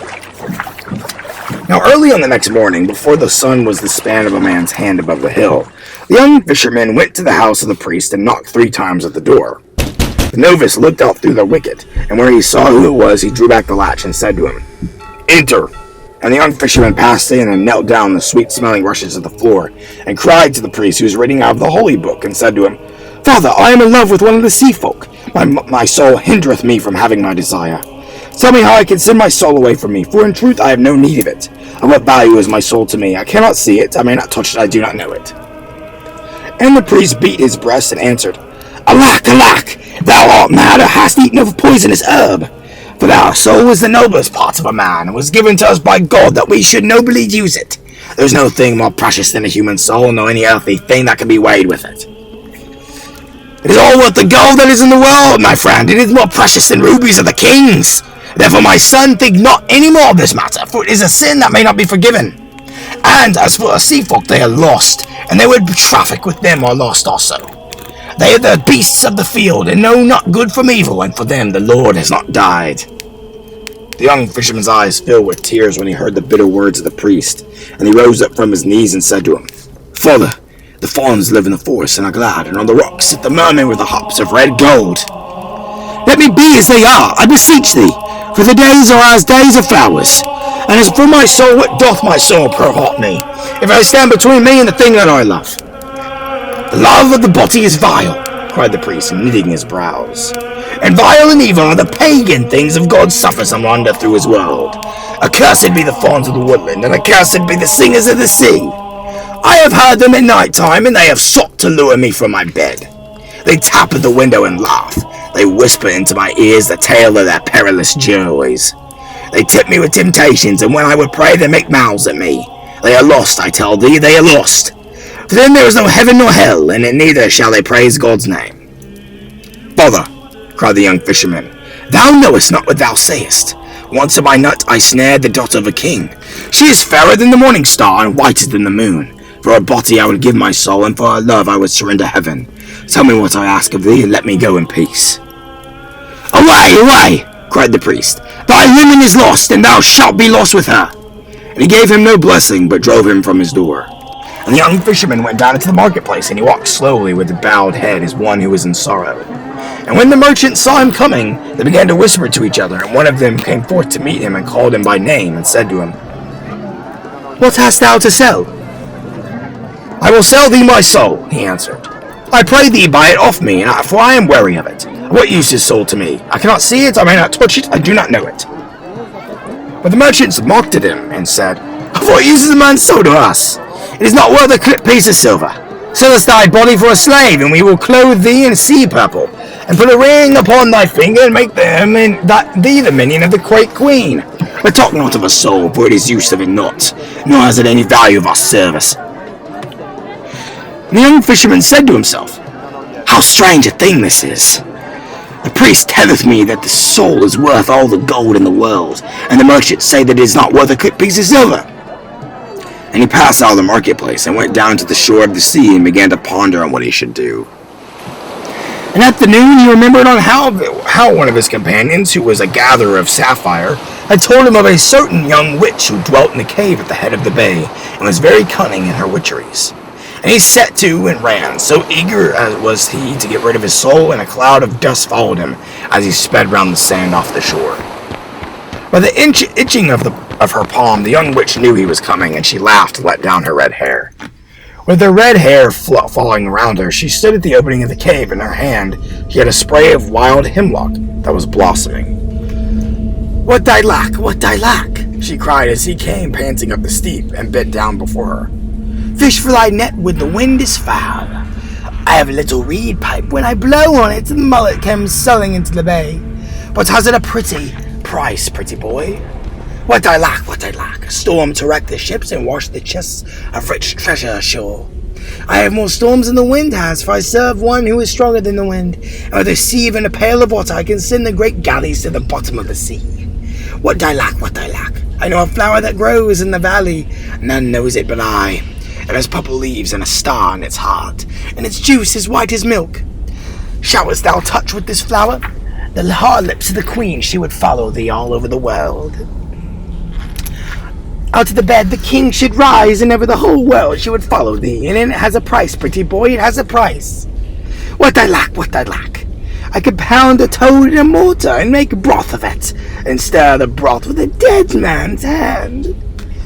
Sprinkle it on thine enemy while he sleeps, and he will turn into a black viper, and his own mother will slay them. With a wheel I can draw the moon from heaven, and in crystal I can show thee death. What I lack, tell me thy desire, and I will give it to thee, and thou shalt pay me a price, pretty boy, thou shalt pay me a price. My dearest, my desire is but for a little thing, said the young fisherman. Yet hath the priest been wroth with me, and driven me forth. It is but for a little thing, and the merchants have mocked me and denied me. Therefore I have come to thee, thou men call thee evil, and whatever be thy price thou shalt pay it. What wouldest thou? Asked the witch, coming near to him. I would send my soul away from me, answered the young fisherman. The witch grew pale and shuddered and hid her face in her blue mantle. Pretty boy, she muttered. That is a terrible thing to do. He tossed his brown curls and laughed. My soul is naught to me, he answered. I cannot see it, I may not touch it, I do not know it. What wilt thou give me if I tell thee? Asked the witch, looking down at him with her beautiful eyes. 5 pieces of gold, he said, and my nets in the wattled houses where I live, and the painted boat in which I sail. Only tell me how to get rid of my soul, and I will give thee all that I possess. She laughed mockingly at him and struck him with the spray of hemlock. I can turn the autumn leaves into gold, she answered, and I can weave the pale moonbeams into silver if I will it. He whom I serve is richer than all the kings of this world and has their dominions. What then I shall give thee, he cried, if thy price be neither gold nor silver. The witch stroked his hair with the thin white hand. Thou must dance with me, pretty boy, she murmured, and she smiled at him as she spoke. Not but that, cried the young fisherman in wonder, and he rose to his feet. Not but that, she answered, and she smiled at him again. Then at sunset in some secret place we shall dance together, he said. And after that we have danced, thou shalt tell me the thing which I desire to know. She shook her head. When the moon is full, she muttered. Then she peered all around and listened. A bluebird rose screaming from its nest and circled over the dunes, and 3 spotted birds rustled through the coarse gray grass and whistled to each other. There was no other sound save the sound of a wave fretting the smooth pebbles below. So she reached out her hand and drew him near to her, but her dry lips closed to her ear. Tonight thou must come to the top of the mountain, as she whispered. It is a Sabbath, and he will be there. The young fisherman started and looked at her, and she showed her white teeth and laughed. Who is he of whom thou speakest? He asked. It matters not, she answered. Go thou tonight and stand at the branches of the hornbeam, and wait for my coming. If the black dog runs towards thee, strike it with a rod of willow, and it will go away. If an owl speak to thee, make it no answer. When the moon is full, I shall be with thee, and we will dance together on the grass. But wilt thou swear to me to tell me how I send my soul for me? He made question. She moved into the sunlight, and through her red hair rippled in the wind. By the hooves of the goat, I swear it, she made answer. Thou art the best of the witches, cried the young fisherman, and I will surely dance with thee tonight on the top of the mountain. I would indeed that thou hatest ask of me either gold nor silver, but such as thy price as thou shalt have it, for it is but a little thing. And he doffed his cap to her and bent his head low and ran back to the town filled with great joy. And the witch watched him as he went, and when he had passed from her sight, she entered her cave, and having taken a mirror from a box, and she set up on a frame and burned Vivian on a lighted charcoal before it, and peered through the coils of the smoke. And after a time she clenched her hands in anger. He should have been mine, she muttered. I am as fair as she is. And that evening, when the moon had risen, the young fisherman climbed up to the top of the mountain and stood under the branches of the hornbeam. Like a targe of polished metal, the round sea lay at his feet, and the shadows of the fishing boats moved in the little bay. A great owl with yellow surfless eyes called to him by his name, and he made it no answer. A black dog ran toward him and snarled. He struck it with a rod of willow, and it went away whining. At midnight, the witches came flying through the air like bats. Phew! They cried as they lit upon the ground. There is someone here we knew not! And they sniffed about and shouted to each other and made signs. Last of all came the young witch with her red hair streaming in the wind. She wore a dress of gold tissue embroidered with peacock's eyes, and a little cap of green velvet was on her head. Where is he? Where is he? Shrieked the witches when they saw her. But she only laughed and ran to the hornbeam, and taking the fisherman by the hand, she led him out into the moonlight and began to dance. Round and round they whirled, and the young witch jumped so high that he could see the scarlet heels of her shoes. Then right across the dancers came the sound of the galloping of a horse, but no horse was to be seen, and he felt afraid. Faster! Cried the witch, and she threw her arms about his neck, and her breath was hot upon his face. Faster! Faster! She cried, and the earth seemed to spin beneath his feet, and his brain grew troubled, and a great terror fell on him of some evil thing that was watching him. And at last he became aware that under the shadow of a rock there was a figure that had not been there before. It was a man dressed in a suit of black velvet, cut in Spanish fashion. His face was strangely pale, but his lips were like a proud red flower. He seemed weary and was leaning back, toying in his listless manner with the pommel of his dagger.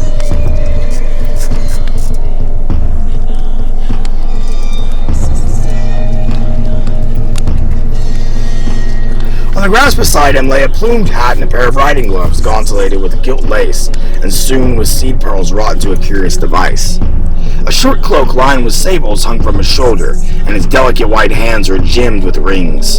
Heavy eyelids drooped over his eyes. The young fisherman watched him as one snared in a spell. At last their eyes met, and wherever he danced it seemed to him that the eyes of the man were upon him. He heard the witch laugh and caught her by the waist and whirled her madly round and round. Suddenly a dog bayed in the wood, and the dancers stopped and going up two by two knelt down and kissed the man's hands. As they did so, a little smile touched his proud lips as a bird's wing touches the water and makes it laugh. But there was a disdain in it. He kept looking at the young fisherman. Come, let us worship, whispered the witch, and she led him up, and a great desire to do as she besought him seized on him, and he followed her. But when he came closer, without knowing why he did it, he made on his breast the sign of the cross and called upon the holy name. No sooner had he done so than the witches screamed like hawks and flew away, and the pallid face that had been watching him twitch with a spasm of pain. The man went over to a little wood and whistled. A jennet with a silver trapping came running to meet him. As he leapt upon the saddle, he turned around and looked at the young fisherman sadly. And the witch with the red hair tried to fly away also, but the fisherman caught her by the wrists and held her fast. Loose me! Loose me! She cried, and let me go, for thou hast named what should not be named, and showed the sign that may not be looked at. Nay, he answered, but I will not let thee go till thou hast told me the secret. What secret? said the witch, wrestling with him like a wild cat and biting her foam-flecked lips. Thou knowest, he made answer. Her grass-green eyes grew dim with tears, and she said to the fisherman, Ask me anything but that. He laughed and held her all the more tightly, and when she saw that she could not free herself, she whispered to him, Surely I am as fair as the daughters of the sea, and as comely as to those that dwell in the blue waters. And she fawned on him and put her face close to his. But he thrust her back frowning and said to her, If thou keepest not the promise that thou madest to me, I will slay thee for a false witch. She grew gray as a blossom of the Judas tree and shuddered. Be it so, she muttered. It is thy soul and not mine. Do with it as thou wilt. And she took from her a little knife that had a handle of green viper skin, and gave it to him. What shall this serve me? He asked of her, wondering. She was silent for a few moments, and a look of terror came over her face. Then she brushed her hair back from her forehead, and smiling strangely, she said to him, When men call the shadow a body, it is not the shadow of the body, but it is the body of the soul. Stand on the seashore with thy back to the moon, and cut away from round thy feet thy shadow, which is thy body and soul, and bid thy soul leave thee, and it will do so. The young fisherman trembled. Is this true? He murmured. It is true, and I would that I had not told of thee it, she cried, and she clung to his knees, weeping. He put her from him and left her in the rank grass, and going to the edge of the mountain, he placed the knife in his belt and began to climb down. And his soul was that was within him called out to him and said, Lo, I have dealt with thee for all these years, and have been thy servant. Send me not away from thee now, for what evil have I done thee? And the young fisherman laughed. Thou hast done me no evil, but I have no need of thee, he answered. The world is wide, and there is no heaven. And there is heaven also, and hell, and that dim twilight houses that lies between. Go wherever thou wilt, but trouble me not, for my love is calling to me. And his soul besought him pitilessly, but he heeded not, but leapt from crag to crag, being sure-footed as a wild goat, and at last he reached the level ground and the yellow shore of the sea. Bronze-limbed and well-knit, like a statue wrought by a Grecian, he stood on the sand with his back to the moon, and out of the foam came white arms that beckoned to him, and out of the waves rose dim forms that did him homage. Before him lay his shadow, which was the body of his soul, and behind him hung the moon in the honey-colored air. And his soul said to him, If indeed thou must drive me from thee, send me not forth without a heart. The world is cruel, and give me thy heart to take me with. He tossed his head and smiled. With what should I love my love if I gave thee my heart? He cried. Nay, but be merciful, said his soul. Give me thy heart, for the world is very cruel, and I am afraid. My heart is my love, he answered. Therefore tarry not, but get thee gone. Should I not love also? asked his soul. Get thee gone, for I have no need of thee, cried the young fisherman, and took the little knife with its handle of green viper skin, and cut away his shadow from round his feet. And it rose up and stood before him, and looked at him, and it was even as himself. He crept back and thrust the knife into his belt, and a feeling of awe came over him. Get thee gone, he murmured, and let me see thy face no more. Nay, but we must meet again, said the soul. Its voice was low and flute-like, and its lips hardly moved while it spake. How shall we meet? Cried the young fisherman. Thou wilt not follow me into the depths of the sea? Once every year I will come to this place and call to thee, said the soul. And may thou wilt have need of me. What need should I have of thee? Cried the young fisherman. But be as it thou wilt. And he plunged into the water, and the tritons blew their horns, and the little mermaid rose up to meet him, and put her arms around his neck and kissed him on the mouth. And the soul stood on the lonely beach and watched them. And when they had sunk down into the sea, it went weeping away from the marshes. Then as he spake, there came a great cry of mourning from the sea, every cry that man could hear when one of the sea folk is dead. And the young fisherman leapt up and left his wattled house and ran down to the shore. And as the black waves came hurling to the shore, bearing with them a burden that was whiter than silver. White as the surfer was, like a flower it tossed on the waves. And the surf took it from the waves, and the foam took it from the surf, and the shore received it. And lying at the feet, the young fisherman saw the body of the little mermaid, dead at his feet. Weeping, he cried in the sky. He kissed the closed eyelids, and the wild spray that lay upon their cups was less salt than his tears.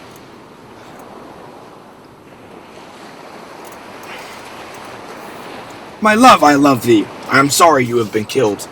He grabbed the priest and held a funeral for the mermaid. And when he had finished his word, the people wept, and the priest went back to the sacristy, and his eyes were full of tears. And the deacons came in and began to unrobe him and took him from the alb of the griddle and the mambrel and the stole, and he stood as in one dream. And after that they had unrobed him, he looked at them and said, "What are the flowers that stand on the altar, and whence do they come?" And they answered him, "What flowers they are not, cannot tell, but they come from the corner of the fuller's field." And the priest trembled and returned to his own house and prayed.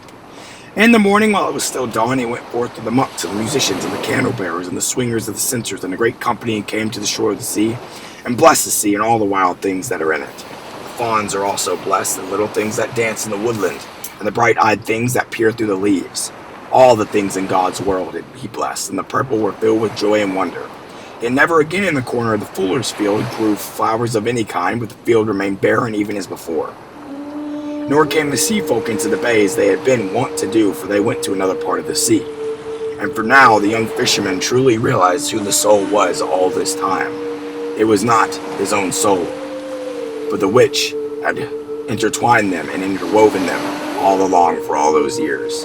It was the devil. For young William Blackwall, the young fisherman, he was done for.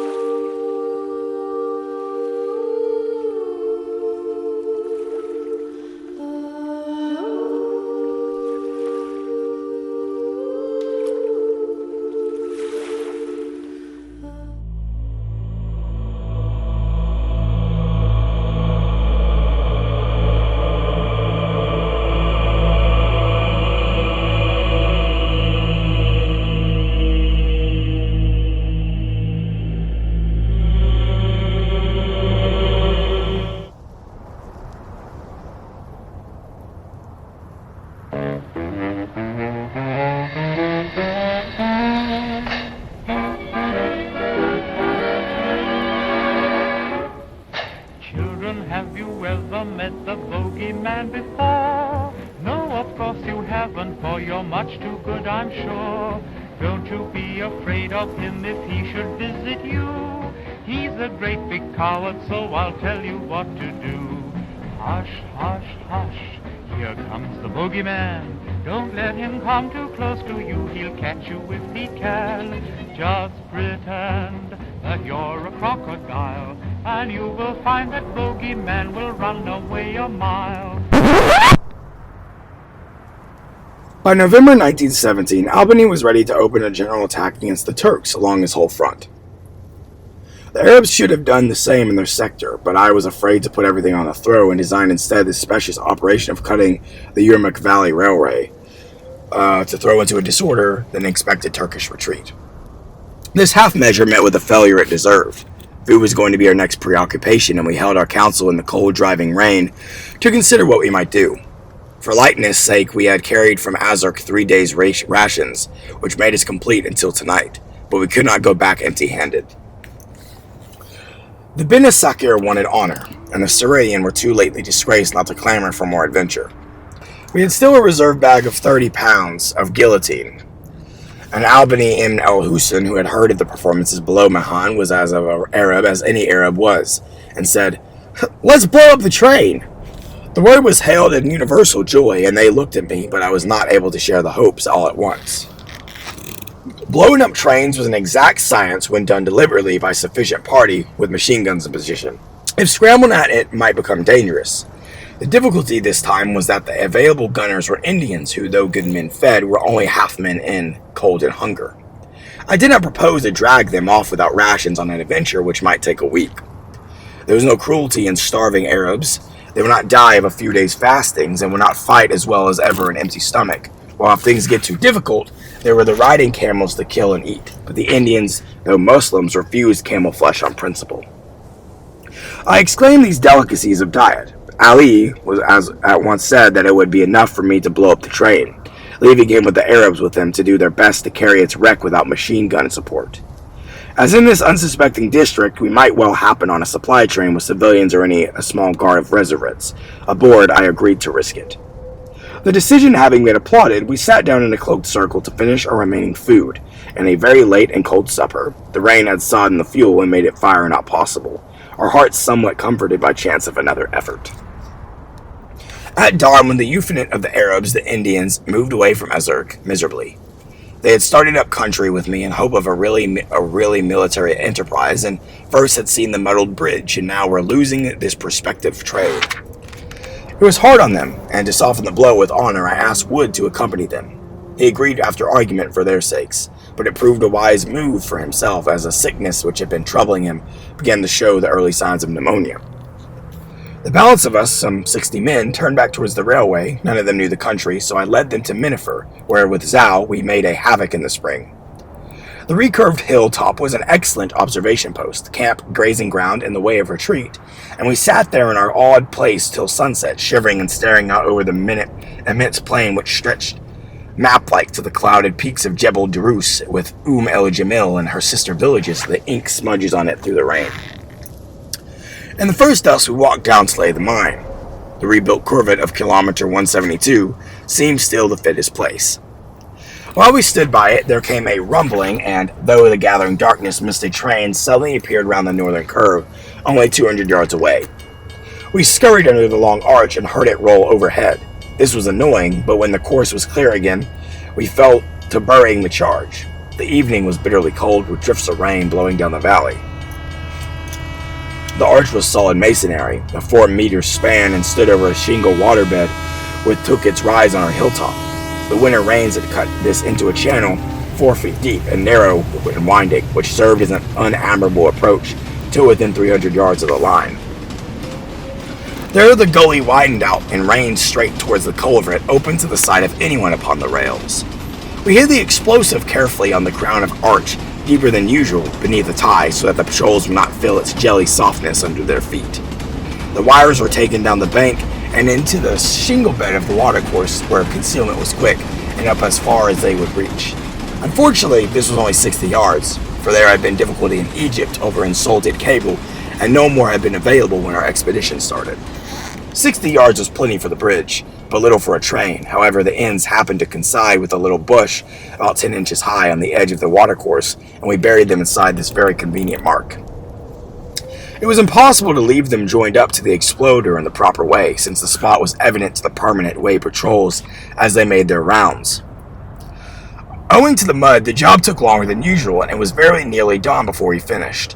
I waited under the Daughtry arch till day broke, wet and dismal, and then I went over the whole area of the disturbance, spending another half hour in effacing its every mark, scattering leaves and dead grass over it, and watering down the broken mud from a shallow rain pool near. Then they waved to me that the first patrol was coming, and I went up to join the others. Before I reached them, they came tearing down into the prearranged places, lining the watercourses and spurs each side. A train was coming from the north. Humad, Fessel's long slave, had the exploder, but before he reached me, a short train of closed-box wagons rushed by its speed. The rainstorms on the plain and the thick morning had hidden it from the eyes of our watchmen until too late. This second failure saddened us further, and Ellie began to say that nothing would come right this trip. Such a statement held risk as prelude of the discovery of an evil eye present. To divert attention, I suggested new watching posts to be sent far out. The rest, having no breakfast, were to pretend not to be hungry. They all enjoyed doing this, and for a while we sat cheerfully in the rain, huddling against one another for warmth behind the breastwork of our streaming camels. The moisture made the animals' hair curl up like a fleece, so that they looked queerly disheveled. When the rain paused, which it did frequently, a cold moaning wind stretched out over the unprotected parts of the desert. After a time, we found our wetted shirts and clammy and comfortless things. We had nothing to eat, nothing to do, and nowhere to sit except on a wet rock, wet grass, or mud. However, this persistent weather kept reminding me that it would delay Albany's advance on Jerusalem and rob him of his great possibility. So a large misfortune to our lion was a half encouragement for the mice. We should be partners into the next year of 1918, and we could head back to America. In the best circumstances, waiting for the action was hard. Today it was beastly. Even the enemy patrols stumbled along without care, perfunctorily against the rain. At last, near noon, in a snatch of fine weather, the watchmen on the Pooch South Peak flagged their cloaks wildly in a signal of train. We reached our positions in an instant, for we had squatted the late hours and our heels in a streaming ditch near the line so as not to miss another chance. The Arabs took cover properly. I looked back at their ambush from my firing point and saw nothing but the gray hillsides. I could not hear the train coming, but trusted and knelt ready for perhaps half another hour, when the suspense became intolerable and I signaled to know what was up. They sent down to say it was coming very slowly and was enormously a long train. Our appetite stiffened. The longer it was, the more it would be the loot. Then came the word that it had stopped. It moved again. Finally, near 1 o'clock, I heard it panting. The locomotive was evidently defective. Wood-fired trains were bad, and heavy load on the upgradient was proving too much for its capacity. I crouched behind my brush while it crawled slowly into view past the south-cutting rail and along the bank above my head towards the culvert. The first 10 trucks were open trucks, crowded with troops. However, once again, it was too late to choose, so when the engine was squarely over the mine, I pushed down the handle of the exploder. Nothing happened. I did it 4 times. It was flat. Still nothing happened, and I realized that it had gone out of order and that I was kneeling on a naked bank, with a Turkish troop train crawling past 50 yards away. The bush, which had seemed a foot high, shrank smaller than a fig leaf, and I felt myself the most distinct object in the countryside. Behind me was an open valley for 200 yards to the cover, where my Arab soldiers and American soldiers were waiting and wondering where I was at. It was impossible to make a bolt for it, or the Turks would step off the train and finish us. If I sat still, there might be just hope for my being ignored as a casual Bedouin. The engine panted slower and slower, and I thought every moment that it would break down. The troops took no great notice of me, but the officers were interested and came out to the little platforms at the ends of the carriages, pointing and staring. As it went, I jumped and buried my wires and snatched hold of the wretched exploder and went like a rabbit uphill to the safety. There I took a breath and looked back to see the train had fully stuck. It waited about 500 yards beyond the mine for nearly an hour to get up a head of steam, while an officer's patrol came back and searched very carefully the ground where I had been sitting. However, the wires were properly bitten. They found nothing, and the engine plucked up hard again, and away the train went. Bad luck it is now. We returned to our vigil by the wires, but nothing happened, but evening drew down with more squalls and beastliness, every full of grumbles. There was no train, but it was too wet to light a cooking fire, and our only potential food was camel. Raw meat did not tempt anyone that night, and so our beasts survived to the morrow. Ali lay down on his belly, which position lessened the hunger ache, trying to sleep. Kazan, Ali's servant, lent him his cloak for extra covering. For a spell, I took Kazan under the mine, but soon found it becoming crowded, so I left it to him and went downhill to connect the exploder. Afterwards, I spent the night there alone by signaling telegraph wires, hardly wishing to sleep, so painful was the cold. Nothing came along long hours, and dawn, which broke wet, looked even uglier than usual. We were sick to death, and wrecking by now. I climbed up to the main body while the early patrol searched the railway. Humad the slave produced some sticks which he had kept under his clothes by his skin all night. They were nearly dry. We shaved down some blasting guillotine with its hot flame, got a fire going. With a silker hurley killed a mangy camel, the best spread of our riding beasts, and began with entrenching tools to hack its handy joints. We ate the camel, and were starved. "Oh, I wish this hadn't happened," I said in English, annoyed. Suddenly, we saw movement, and we saw the Turks charge at us, shooting fast into the crowded coaches. When the enemy began to return our fire, I found myself much between the two. Ali saw me fall, and me thinking that I was hard hit, ran out with a turkey, and about 20 men of his servants in the beaky sack already told me. The Turks found their range and got 7 of them in a few seconds. The others in a rush were about me, fit models after their activity for a sculptor. Their full white cotton drawers, drawn in bell-like round their slender waists and ankles, their hairless round bodies, and the love locks balanced tightly over each temple and the long horns, made them look like Russian dancers.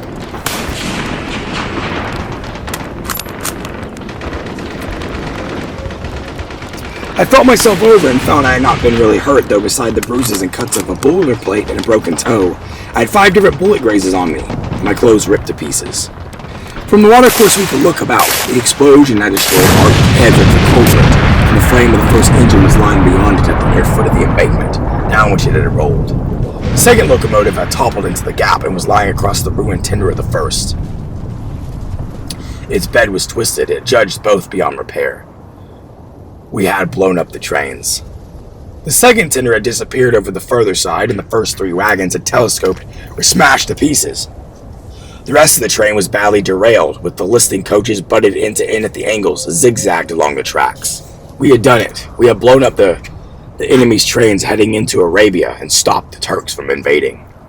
Finally, America and Arabia could be won again in World War I. Truly, hopefully, the war will end in a year's time.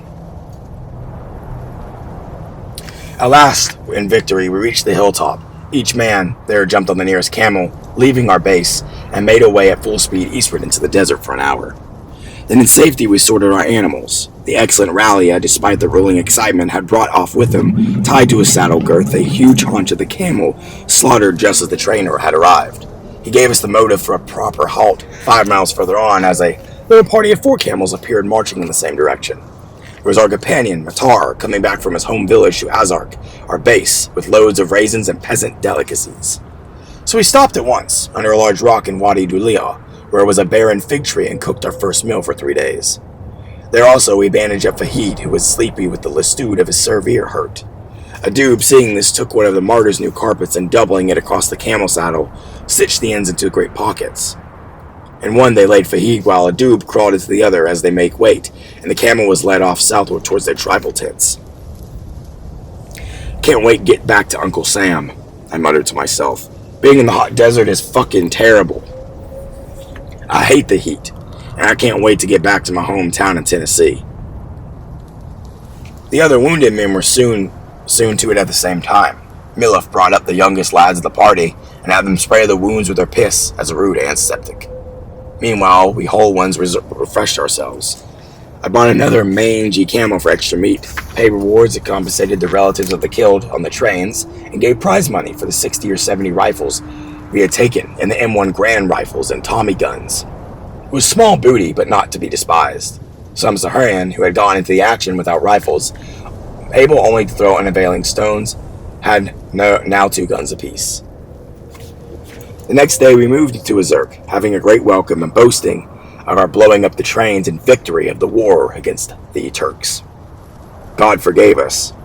For that we were victors. I smiled in the sun in the village and said to myself quietly, I sure miss my wife, and I can't wait to get back to her and get back to my beautiful home country, the United States of America. God bless Arabia.